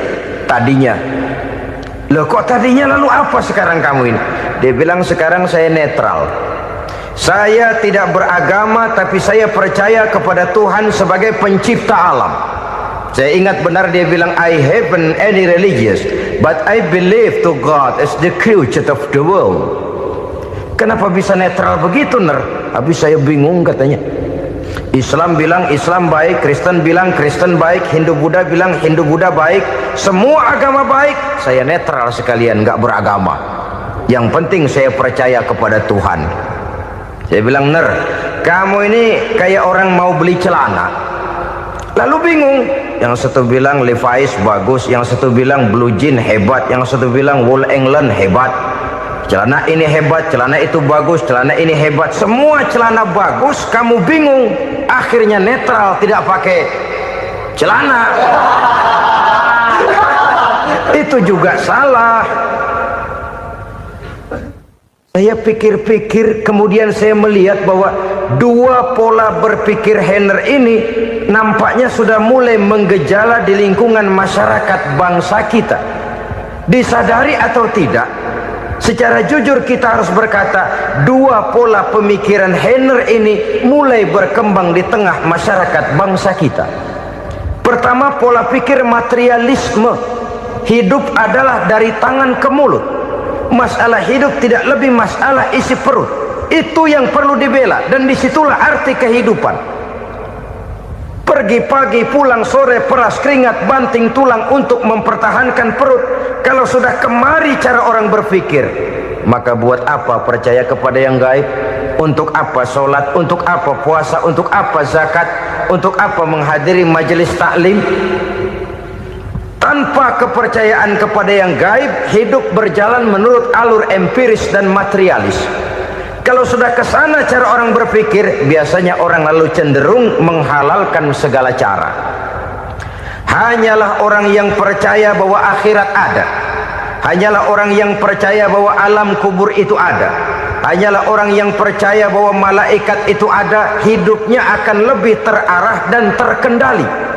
Karena kepercayaan kepada yang gaib, yang merupakan fase daripada kehidupan setelah hidup yang sekarang ini, mewarnai gerak pribadi seseorang di dalam dia melakukan kegiatan hidupnya. Pola berpikir materialisme, disadari atau tidak, mulai menggejala di lingkungan masyarakat bangsa kita. Hidup tidak lebih dari urusan tangan ke mulut, mulut ke tangan, tangan ke mulut. Asal perut sudah kenyang, hiduplah sudah. Perkara bagaimana prospek hari yang akan datang, bagaimana akhirat, tidak jadi persoalan. Ini yang oleh Nabi diperingatkan, ad-dunya sijnul mu'min wa jannatul kafir. Dunia adalah penjara bagi orang beriman dan surga bagi orang kafir. Dulu di zaman Belanda hadis ini pernah disalah tafsirkan, disalah artikan, digunakan sebagai senjata untuk mengkebiri dan membuat impoten umat Islam. Sudahlah, umat Islam gak usah macam-macam, kata Belanda. Dunia ini kan penjara buat orang Islam, surga buat orang kafir. Di penjara jangan bertingkah.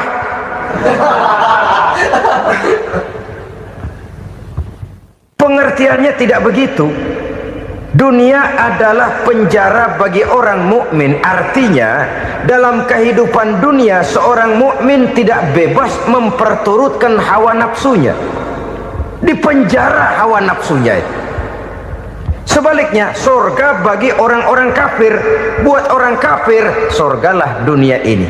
Mereka bebas memperturutkan hawa nafsunya, dilarang tidak terlarang, dicegah pun tidak tercegah. Mereka hidup menurut alur bisikan nafsu mereka sendiri. Kemudian bila ajal datang, maut merenggut nyawa, selesailah surganya sampai di situ.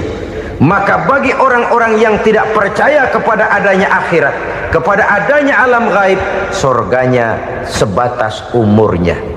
Sekali lagi, surganya sebatas umurnya. Bila umur selesai, ajal pun datang merenggut nyawa, selesailah sudah surganya sampai di situ.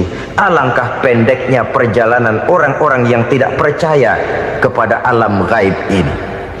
Bagi kita mukmin, jikalau kita mampu memenjarakan hawa nafsu, kita bisa bahagia di dunia ini. Dan Islam memang tidak menyuruh kita sengsara di dunia.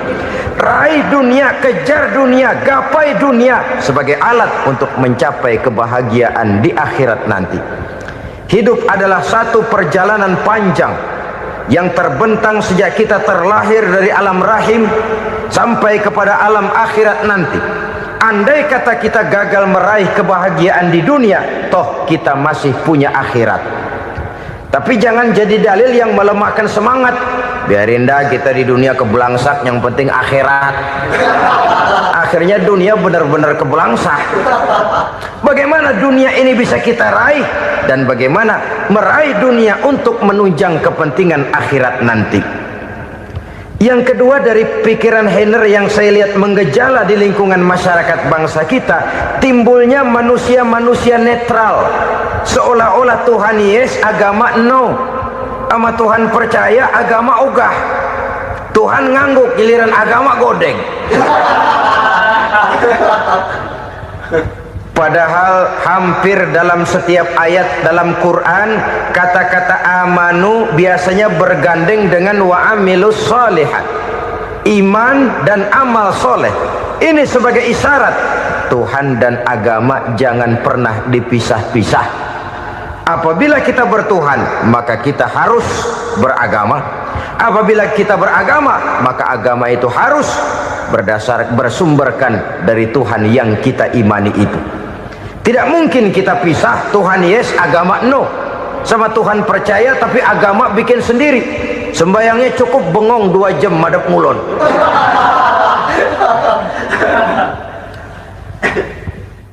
Saudara-saudara kaum muslimin rahimakumullah. Jadi dengan demikian, agama yang kita akui merupakan unsur mutlak di dalam pembangunan sekarang ini, merupakan bagian dari kehidupan yang menuntun kita bahwa di balik alam nyata ini, di balik alam syahadah ini ada alam gaib. Dan mudabbir, murabbi, yang mengatur, yang menguasai, yang memelihara baik dia alam nyata, baik dia alam gaib, tidak lain adalah Allah Subhanahu wa ta'ala. Di sana ada satu super power, satu maha kekuatan yang kita perlu bersandar kepadanya. Sebagai makhluk nyata yang hidup di alam nyata, berbuatlah secara nyata sebagaimana harusnya kita berbuat. Karena Islam jelas bukan agamanya orang pemalas. Islam jelas bukan agamanya orang yang mengajarkan setelah selesai sholat boleh duduk nggelenggem ayam-ayam ndelohom, menghitung bintang di langit sambil menunggu keajaiban. Tidak.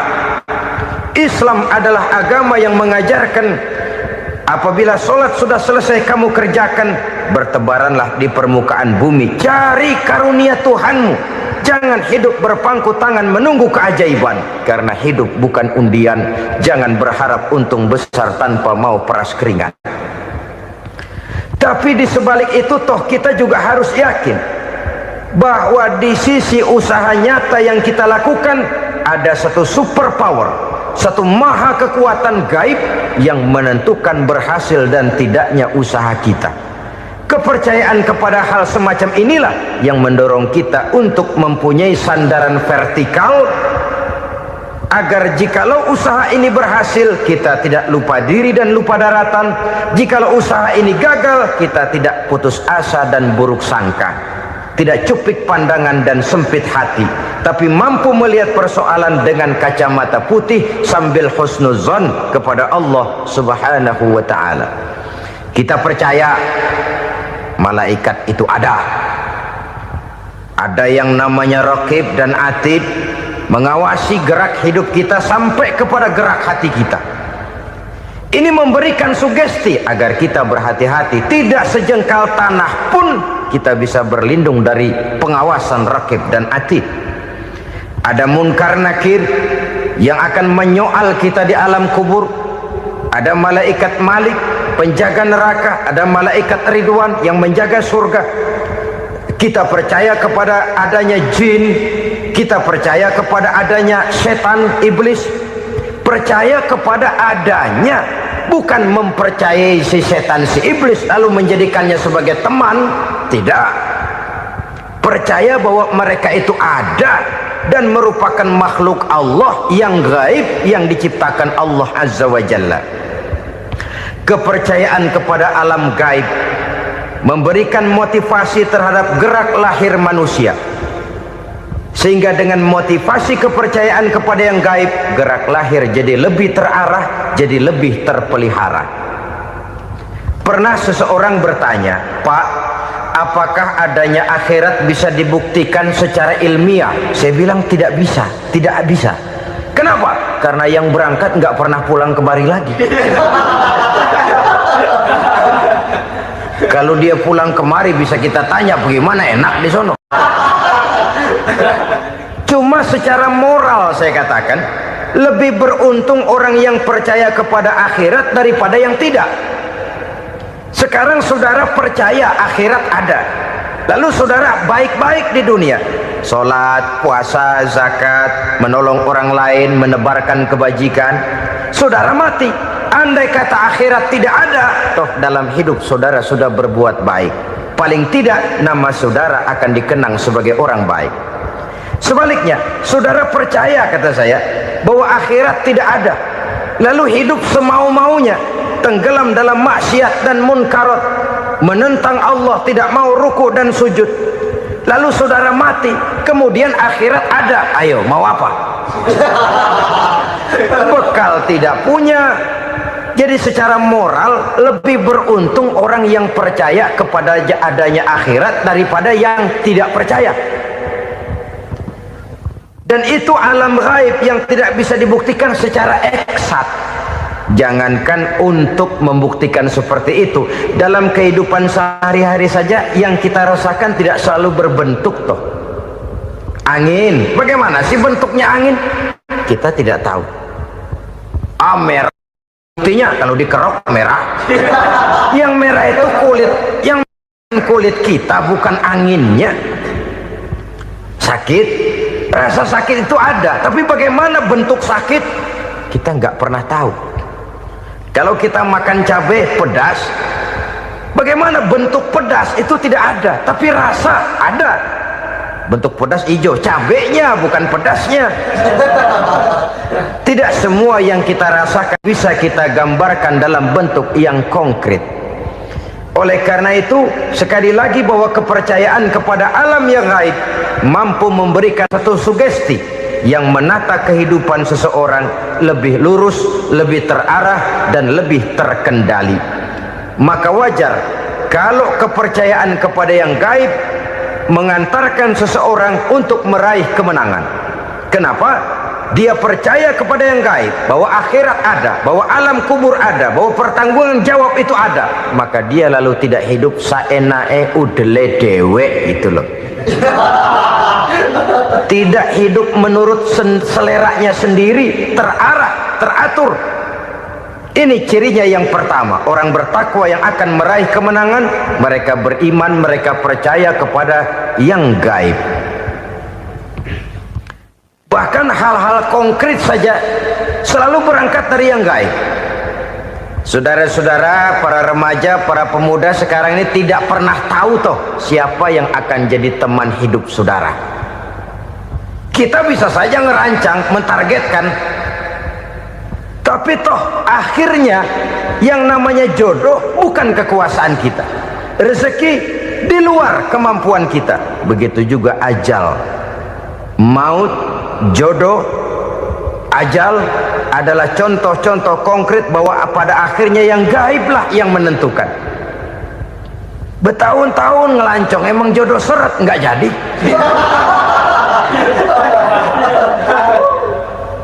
Begitu kenal baru setengah malam nginep ditangkap hansip kan. Hal-hal semacam itu kadang-kadang kita berpikir suuzon, gilet, perempuannya cakep banget, lakinya rebek amat. Memang begitulah jodohnya. Memang begitulah jodohnya. Saudara hadirin ma'asyiral muslimin yang saya hormati, jadi hal-hal yang konkret saja kita yakini sepenuhnya ditentukan oleh satu superpower yang gaib itu tadi. Dari sanalah segala ketentuan itu berangkat dan kesanalah segalanya akan kembali. Maka kepercayaan kepada yang gaib meluruskan gerak hidup seseorang dan itu akan mengantarkan dia kepada meraih kemenangan. Satu. Yang kedua, wa yuqimuna shalah. Orang bertakwa yang akan meraih kemenangan itu adalah orang-orang yang mendirikan sholat. Kenapa sholat mengantarkan orang untuk meraih kemenangan? Yang jelas, inna sholata tanha anil fahsya'i wal munkar. Sholat mampu mencegah manusia dari perbuatan keji dan munkar. Banyak filsafat hidup yang terkandung di dalam sholat ini. Sejak kita wudhu sampai kita menghadap ke arah kiblat, sampai kita melakukan gerak-gerak sholat, bacaan-bacaan yang ada di dalam sholat, lalu sampai kepada mengucapkan salam. Banyak filsafat hidup yang terkandung di dalam sholat. Umpamanya saja, setelah takbiratul ihram mulai kita dengan sholat dalam posisi berdiri, diajarkan dalam kitab-kitab fikih agar kita melihat ke arah tempat sujud. Ini kan filsafat kehidupan. Kalau kamu sholat dalam posisi berdiri, lihat tempat sujud. Jangan sholat mata jelalatan, sebab nanti bisa mengurangi kekhusyuan. Jadi wajar kalau yang dikatakan bahwa yang paling afdol adalah shaf yang di depan. Kenapa? Secara harfiah pengertiannya akan lebih mengundang kekhusyuan. Kenapa? Kalau kita di shaf paling depan di masjid umpamanya paling banter kita lihat tembok. Tapi kalau kita shaf di tengah atau di belakang, orang-orang di depan kita pun akan kelihatan. Yang bajunya loreng, yang bajunya genggang, yang bajunya macam-macam. Kita lihat, kadang-kadang kita pikirin, ada yang bajunya bolong. Kita sholat tapi dalam hati, nih orang bajunya robek yang nggak tahu apa. Ada saja hal-hal yang mengusik kekhusyuan kita. Oleh sebab itu diajarkan dalam posisi berdiri, lihat, arahkan pandangan matamu kepada tempat sujud. Ini kan filsafat kehidupan. Maksudnya apa? Kalau lagi diri lihat dong tempat sujud. Kalau udah di atas ingat dong sama yang bawah. Kalau sudah tinggi ingat dong dari mana kamu berangkat. Kalau sudah berkuasa bantu dong yang lemah. Kalau sudah kaya santuni dong yang miskin. Kalau sudah alim bimbing dong yang awam. Ini filsafat kehidupan. Dalam posisi berdiri kau lihat tempat sujud. Ini akan melahirkan kepekaan sosial di mana seseorang mau tahu kepada orang lainnya. Bagaimanapun kaya kita, tinggi pangkat dan jabatan kita, jikalau hidup hanya untuk kepentingan perut sendiri saja, rasanya belum membawa manfaat di dalam kehidupan kita. Tapi efek yang tertinggi sesungguhnya, sholat mencegah manusia dari perbuatan keji dan munkar. Perbuatan keji dan munkar walaupun kelihatannya mendatangkan uang, membawa keuntungan, tapi itu keuntungan semu, keuntungan sementara. Dengan menipu orang lain kita bisa dapat untung, tapi tidak membawa berkah, dan itu adalah kerugian besar dalam kehidupan kita. Maka untuk meraih kemenangan harus dimulai dengan membentuk kepribadian yang tegar, memiliki sandaran vertikal yang langsung kepada Allah Subhanahu wa ta'ala, dan itu hanya bisa kita tempuh melalui jalur ibadah formal yang sudah ditentukan Allah, yakni sholat yang 5 waktu. Untuk memperkuat itu ada sholat sunnah, rawatib, nawafil sebagai terminal kontrol cadangan untuk memelihara stabilitas temperatur batin di dalam kita berhubungan dengan zat yang maha gaib, yaitu Allah Subhanahu wa ta'ala. Orang sering bertanya, Pak, itu tetangga saya nggak sholat, duitnya nggak habis-habis, Pak. Nggak sholat tapi mobilnya tambah terus, nggak sholat tapi usahanya makin maju. Tapi di sisi lain ada orang yang rajin sholat, rezekinya butak bener. Anaknya mana kurus, mana korengan. Saudara hadirin ma'asyiral muslimin rahimakumullah, harus saya katakan bahwa sholat memang bukan untuk cari duit. Sholat adalah sandaran vertikal kita kepada Allah. Sedangkan soal rezeki itu berkaitan dengan sifat Allah maha pengasih dan maha penyayang. Allah maha pengasih, siapapun dikasih kalau mau usaha. Allah maha penyayang, tidak semua orang disayang oleh Allah Azza wa Jalla. Dan belum tentu banyak harta itu merupakan nikmat. Mungkin juga istidraj. Artinya istidraj itu dikasih tapi diambulin, kalau bahasa Betawinya itu. Dikasih tapi diambulin, itu bukan merupakan nikmat sesungguhnya, lebih merupakan azab dari Allah Subhanahu wa ta'ala.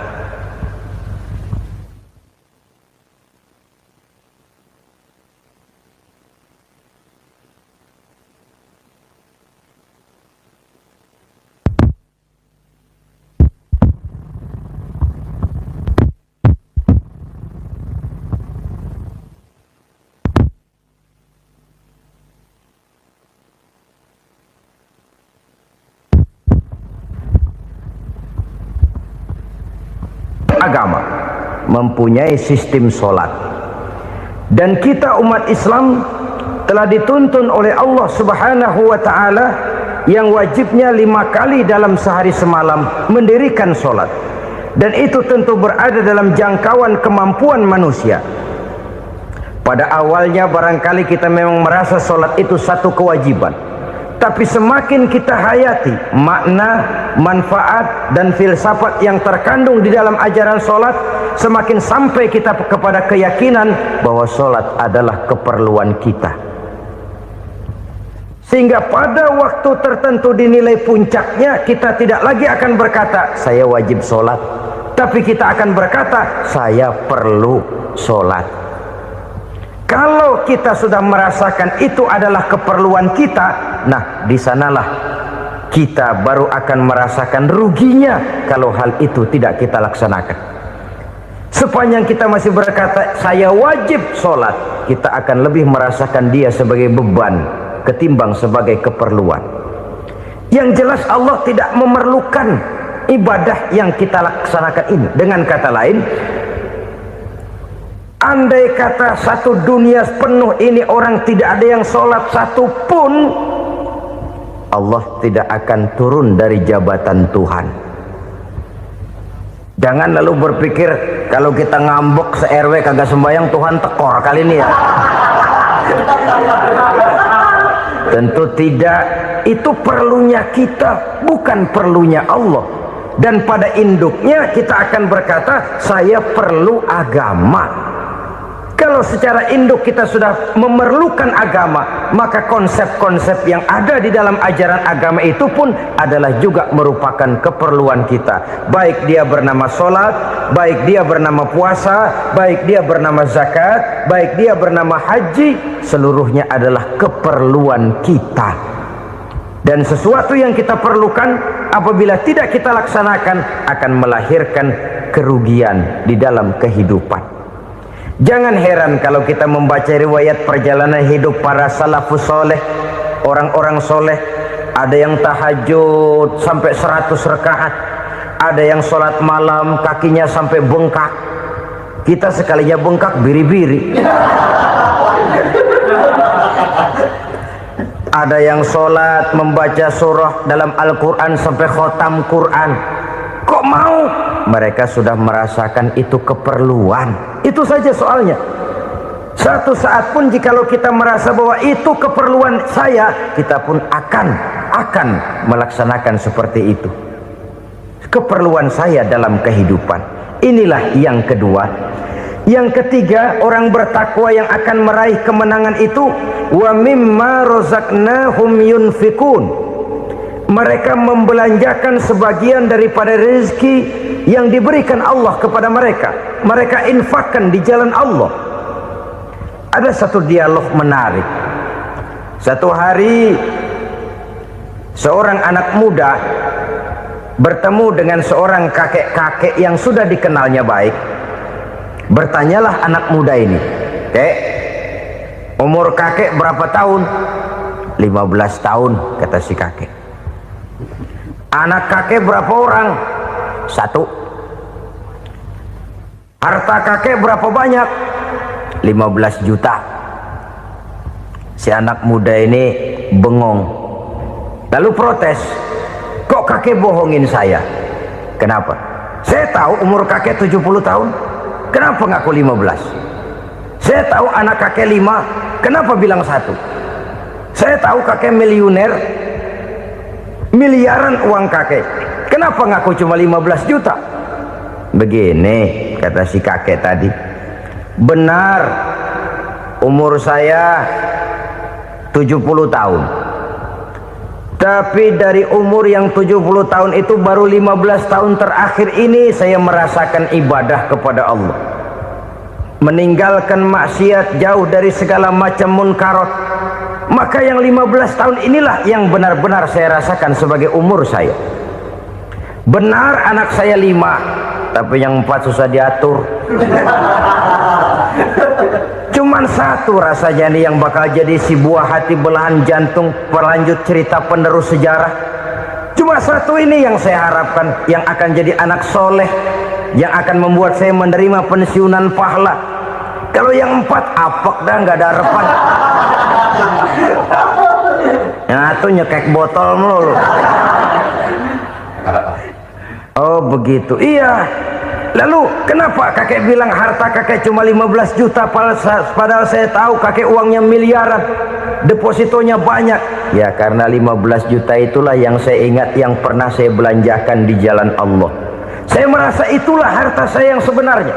Yang miliaran yang saya simpan di bank kelak kalau satu saat saya mati akan jadi rebutan di antara anak-anak saya. Iya kalau anak saya soleh kayak yang satu ini. Kalau yang 4 tadi udah tulen dia bakal berantem dah berebut tuh. Jadi 15 juta yang saya belanjakan di jalan Allah inilah yang saya merasakan benar-benar harta saya yang sesungguhnya. Dialog ini patut menjadi bahan renungan kita bersama. Diberikan kita umur 40, 50, 60, 70, 80. Berapa tahun dari umur yang diberikan itu yang jalan mulus, yang kita gunakan untuk melaksanakan ibadah? Banyak harta kita simpan di bank, di lemari, di dompet, di tas. Tapi berapa yang sudah kita depositokan di jalan Allah yang akan menemani kita di hari kita kembali nanti? Maka orang bertakwa yang akan meraih kemenangan, wa mimma razaqnahum yunfikun, mereka membelanjakan sebagian dari rezeki yang diberikan Allah di jalan Allah subhanahu wa ta'ala. Ma'asyiral muslimin rahimakumullah. Zahirnya memang kita memberikan kepada orang lain, tapi hakikatnya kita menyimpan untuk diri kita sendiri. Kita memberikan kepada yatim piatu 25.000. Zahirnya kita memberikan si yatim, hakikatnya kan kita cuma nyimpan. Saya berikan titip kepadamu, ini untuk saya di akhirat. Kau boleh belikan baju, kau boleh belikan untukmu makan, kau boleh bayarkan sekolahmu. Ini untuk saya. Hakikatnya kita nyumbang masjid 1 juta, zahirnya kita berikan kepada panitia masjid, tapi hakikatnya kan cuma titip 1 juta ya untuk saya di alam kubur nanti. Silakan kau boleh belikan semen, ini uang, belikan besi, belikan pasir. Saya cuma sekedar titip untuk kepentingan saya. Hakikatnya kita cuma sekedar menitip. Sebagaimanapun pada hakikatnya, apapun yang kita miliki dalam kehidupan kan cuma sekedar hak guna pakai, bukan hak milik mutlak. Harta kita, rumah kita, kendaraan kita, kebun kita, pabrik kita, hak guna pakai saja. Hak milik mutlak cuma untuk Allah subhanahu wa ta'ala. Saudara-saudara kaum muslimin rahimakumullah. Ini yang ketiga. Kemudian yang keempat, orang-orang bertakwa yang akan meraih kemenangan, allazina yu'minuna bima unzila ilaika. Mereka yang beriman, mereka yang percaya kepada apa yang telah diturunkan kepadamu Muhammad, ay Al-Quran, yakni Al-Quranul Karim. Setelah percaya kepada yang gaib, mendirikan solat, kemudian menginfakkan sebagian dari rezeki yang diberikan Allah, mereka juga lalu percaya kepada yang diturunkan terhadap Nabi, yaitu tidak lain Al-Quranul Karim. Sekali lagi di sini, percaya bukan hanya sekedar percaya saja, tetapi percaya lalu menjadikan Al-Quran itu sebagai pedoman hidup. Sebab memang Al-Quran itu adalah GBHM, garis-garis besar haluan muslim. Apa yang harus kita lakukan, apa yang harus tidak kita lakukan, bagaimana mestinya kita bertingkah laku dan berbuat, seluruhnya tercantum di dalam Al-Quranul Karim. Itu sebabnya ketika satu hari Aisyah ditanya bagaimana akhlak Rasul, beliau menjawab, kana Rasulullah sallallahu alaihi wasallam khuluquhul Quran. Akhlak daripada Rasulullah tidak lain adalah Al-Quran. Jawaban simpel ini memberikan gambaran bahwa keseluruhan daripada konsepsi Quran sudah diterjemahkan dalam kehidupan Rasulullah Sallallahu Alaihi Wasallam. Karena kita tahu akhlak adalah keseluruhan dari gerak hidup manusia. Sejak ia berpribadi, berumah tangga, bertetangga, bermasyarakat, sampai kepada berbangsa dan bernegara, Al-Quran tetap memberikan sentuhan nilainya. Oleh karenanya, orang-orang yang bertakwa adalah orang-orang yang menjadikan Al-Quran sebagai pedoman dalam kehidupannya. Dan kita yakini Al-Quran diturunkan kepada Nabi Muhammad bukan merupakan produk Nabi Muhammad. Isi dan redaksinya langsung dari Allah Subhanahu wa ta'ala. Kemudian cirinya yang kelima, orang bertakwa yang akan meraih kemenangan itu, wa ma unzila min qablika.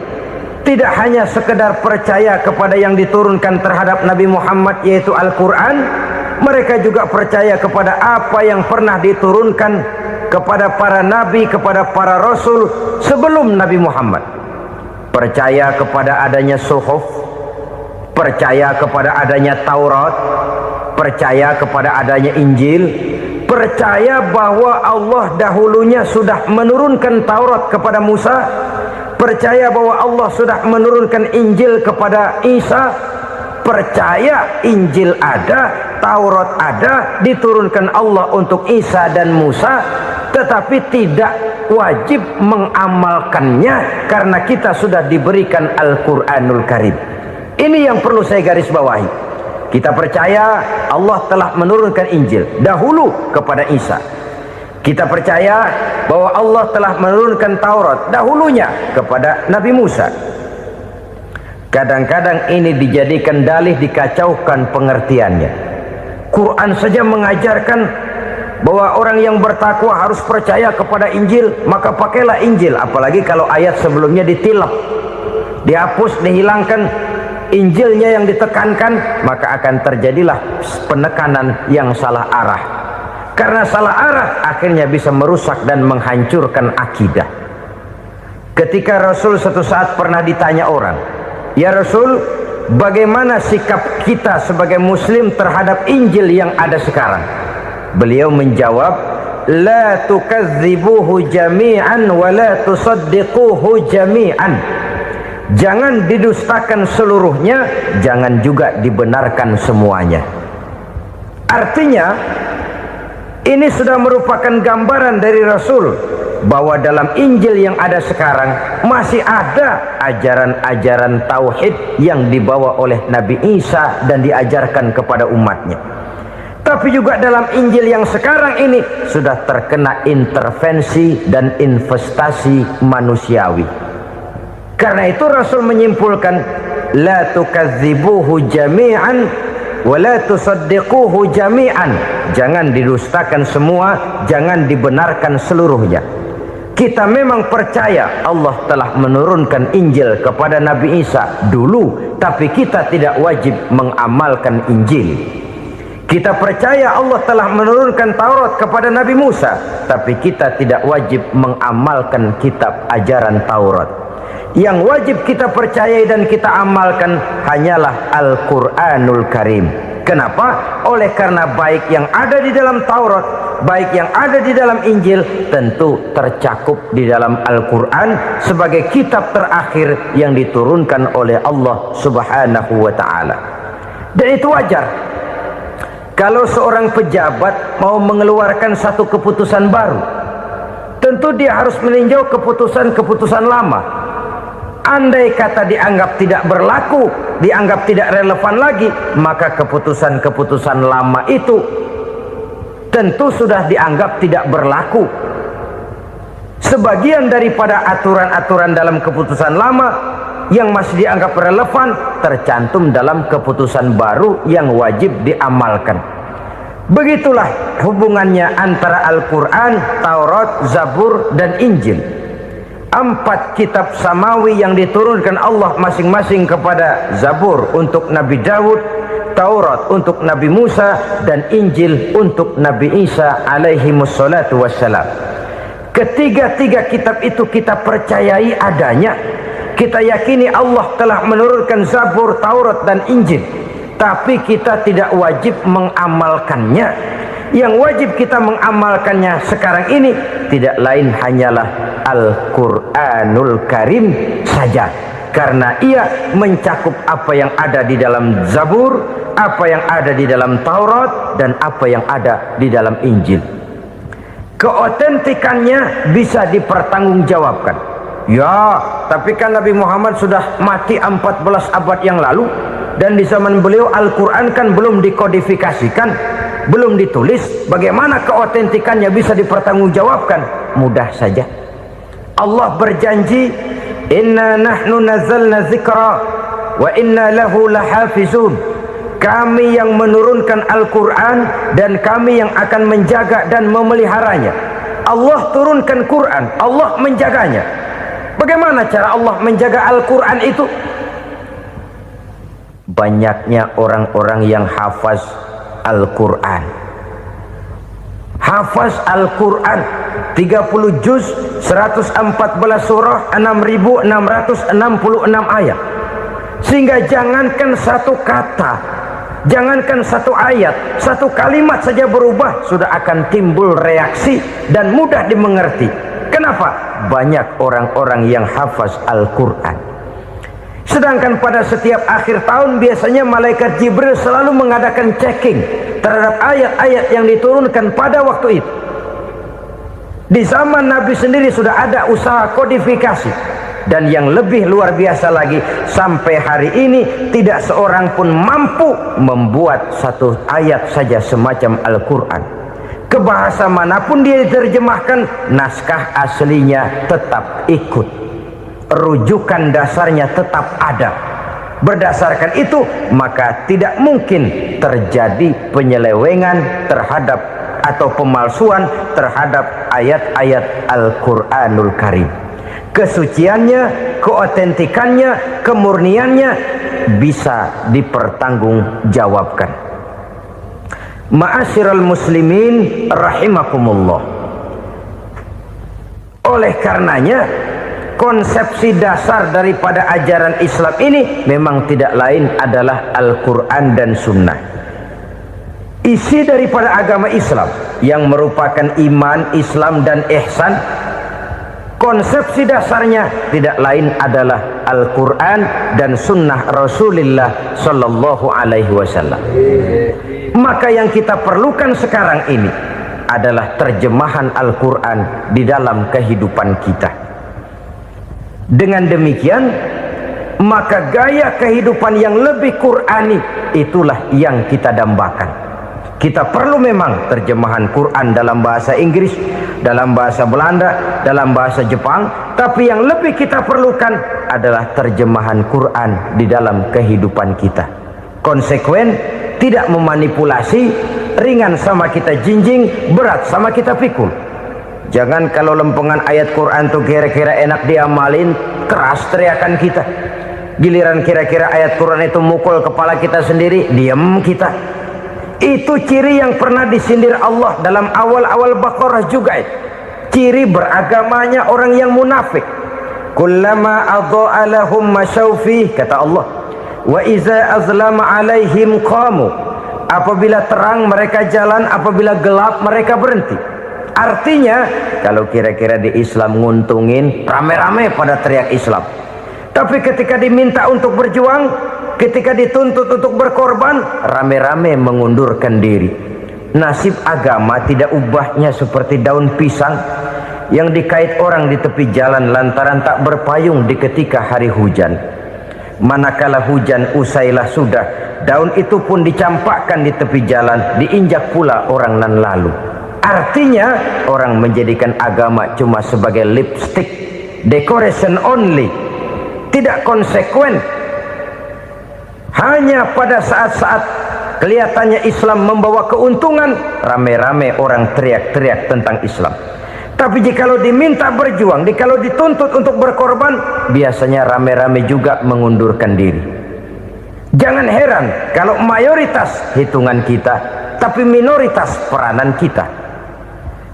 Kuantitas kita dalam jumlah, tapi dalam kualitas kita lebih sering jadi penonton daripada jadi pemain. Padahal itu sangat tidak boleh terjadi. Umat Islam di Indonesia harus bangkit. Umat Islam di Indonesia harus sadar akan keberadaannya. Tidak boleh hanya jadi penonton berpangku tangan, karena memang agama kita juga mengajarkan untuk konsekuen di dalam menjabarkan ajaran-ajaran daripada agama kita. Kita sering jatuh menjadi umat yang lemah oleh karena kita ini tidak pandai menggalang kebersamaan yang diakibatkan tidak konsekuennya kita. Diistilahkan bahwa umat Islam di dalam menggalang kebersamaannya itu harus seperti orang main sepak bola. Saudara-saudara kan tahu orang main sepak bola itu. Orang main sepak bola, kalau pertandingan belum dimulai sih silakan saja kumpul di luar lapangan, atur strategi yang baik. Tapi kalau pertandingan sudah dimulai, turun ke lapangan hijau, jangan kumpul terus. Ada sepak bola gotong royong, mundur-mundur rame-rame, depan ke depan kumpul melulu mainnya. Kalah. Orang main sepak bola itu ya harus ada penyerang tengah, harus ada penjaga gawang, harus ada strikernya, harus ada kiri luarnya, kanan dalamnya yang jadi backnya. Posisi boleh bermacam-macam, tapi yang penting saling ngoper untuk menggolkan gawang lawan. Begitulah umat Islam ini. Boleh ada yang jadi pejabat, boleh ada yang jadi pengusaha, boleh ada yang jadi petani, silakan ada yang jadi seniman, ada yang jadi penyair, ada yang jadi artis sekalipun. Tapi kalau sudah berhasil menguasai bola, jangan lupa operannya. Operan itu yang langka. Kita ini muslim kadang-kadang kalau sudah memegang menguasai bola, kalau belum mau mampus, belum mau ngoper. Nanti kalau sudah nggak punya bola, baru mau ngoper. Kalau sudah dengar-dengar mau dekat pensiun, baru mau jihad, baru mau berjuang, baru mau ngurus pesantren. Tanda tangan sudah tidak laku, memo sudah tidak dihargai, baru mau berjuang. Kemarin kemana mas? Kita tidak pandai memanfaatkan posisi. Dengan kata lain, kalau kembali kepada persoalan kita, konsekuensi kita terhadap agama yang kita anut ini belum ideal. Kita masih lebih sering berislam ini pada saat-saat yang menurut perhitungan kita membawa keuntungan. Tapi kalau diminta berjuang, dituntut berkorban, yang itu pun hakikatnya adalah untuk kepentingan kita juga. Allah tidak pernah menuntut kita untuk jihad bagi kepentingan Allah, itu tidak. Berjuang menegakkan agama Allah, apakah untuk kepentingan Allah? Tidak. Untuk kepentingan kita. Sebab nilai-nilai jihad itu pada akhirnya akan membawa kita kepada satu kebahagiaan. Setidaknya kalau tidak di dunia, tentu di akhirat sebagai syahid. Oleh karena itu, pada bagian akhir ini saya ingin mengajak, marilah kita konsekuen. Sekali kita berkitabkan Al-Quranul Karim, mari dia kita jadikan pedoman. Jangan cuma kita jadikan sebagai penghias dinding, pelengkap rumah, bahwa di rumah kita ada Al-Quran, tapi yang baca kecoa. Habis pada bolong tuh Quran. Yang penting kan punya Quran. Ditaruh di pintu rumah, biar apa? Biar kuntilanak kagak masuk katanya. Ya apa itu nasib Quran, cuma kerjanya jaga pintu, ngusir kuntilanak, ngusir memedi. Bagaimana kita hidup menurut tuntunan Al-Quran? Kadang-kadang tidak pernah menjadi masalah bagi kita. Maka bagaimanakah Al-Quran akan mungkin membawa keberkahan dalam hidup kalau ajarannya kita injak-injak dalam keseharian kita?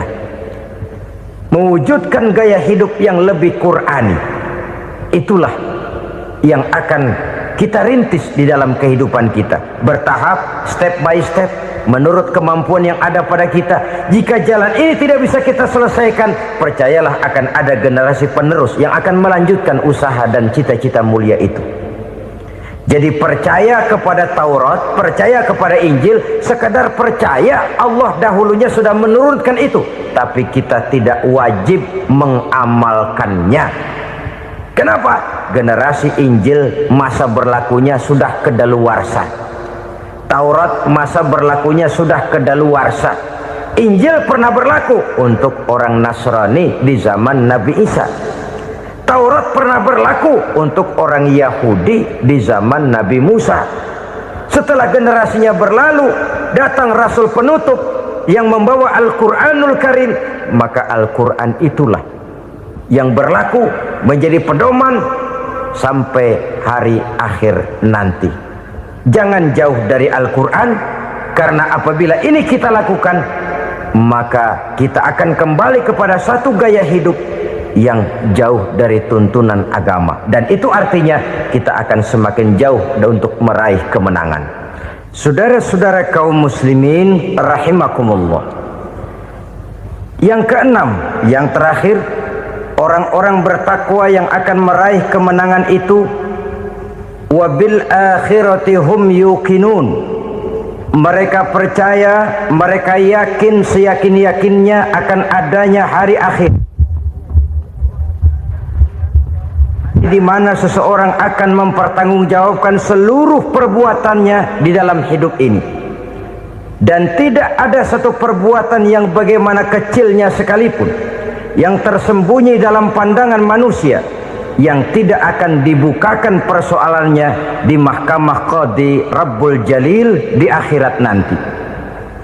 Itulah sebabnya maka percaya kepada akhirat disebut secara khusus, padahal di awal tadi sudah dijelaskan yu'minuna bil ghaib, percaya kepada alam gaib, dan alam gaib ini termasuk akhirat. Kenapa pada bagian akhir disebut lagi akhirat? Karena ternyata bahwa kepercayaan kepada adanya akhirat merupakan induk dari kepercayaan terhadap adanya malaikat, setan, jin, dan lain sebagainya, dan akan lebih memberikan sugesti dalam kehidupan manusia untuk meluruskan gerak hidupnya.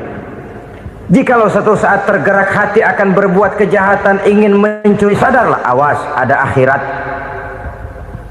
Sebab kalau kita cuma teriak awas ada polisi, itu cuma tertunda sementara, begitu polisi meleng embat. Kalau kita ingin berbuat jahat cuma berteriak awas ada hansip, cuma sementara ketika hansip itu ada. Tapi kalau ceritanya awas ada akhirat, mau menyeleweng awas ada akhirat, mau berjudi awas ada akhirat, mau mencuri awas ada akhirat. Keyakinan yang akan meluruskan gerak hidup manusia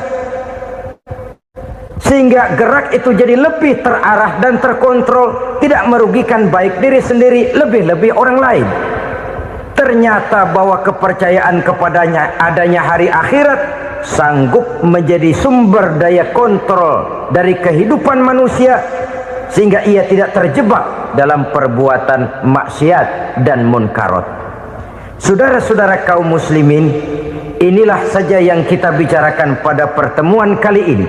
Semoga Allah subhanahu wa ta'ala memberikan kekuatan zahir dan batin kepada kita untuk dapat meraih kemenangan dengan beriman kepada yang gaib, mendirikan solat, membelanjakan sebagian dari rezeki yang diberikan Allah, percaya kepada Al-Quran, beriman kepada kitab-kitab yang diturunkan sebelum Al-Quran, lalu meyakini adanya hari akhirat. Terima kasih atas segala perhatian, mohon maaf atas segala kekurangan. Usikum wa nafsi bitaqwallah. Wassalamualaikum warahmatullahi wabarakatuh. Waalaikumsalam.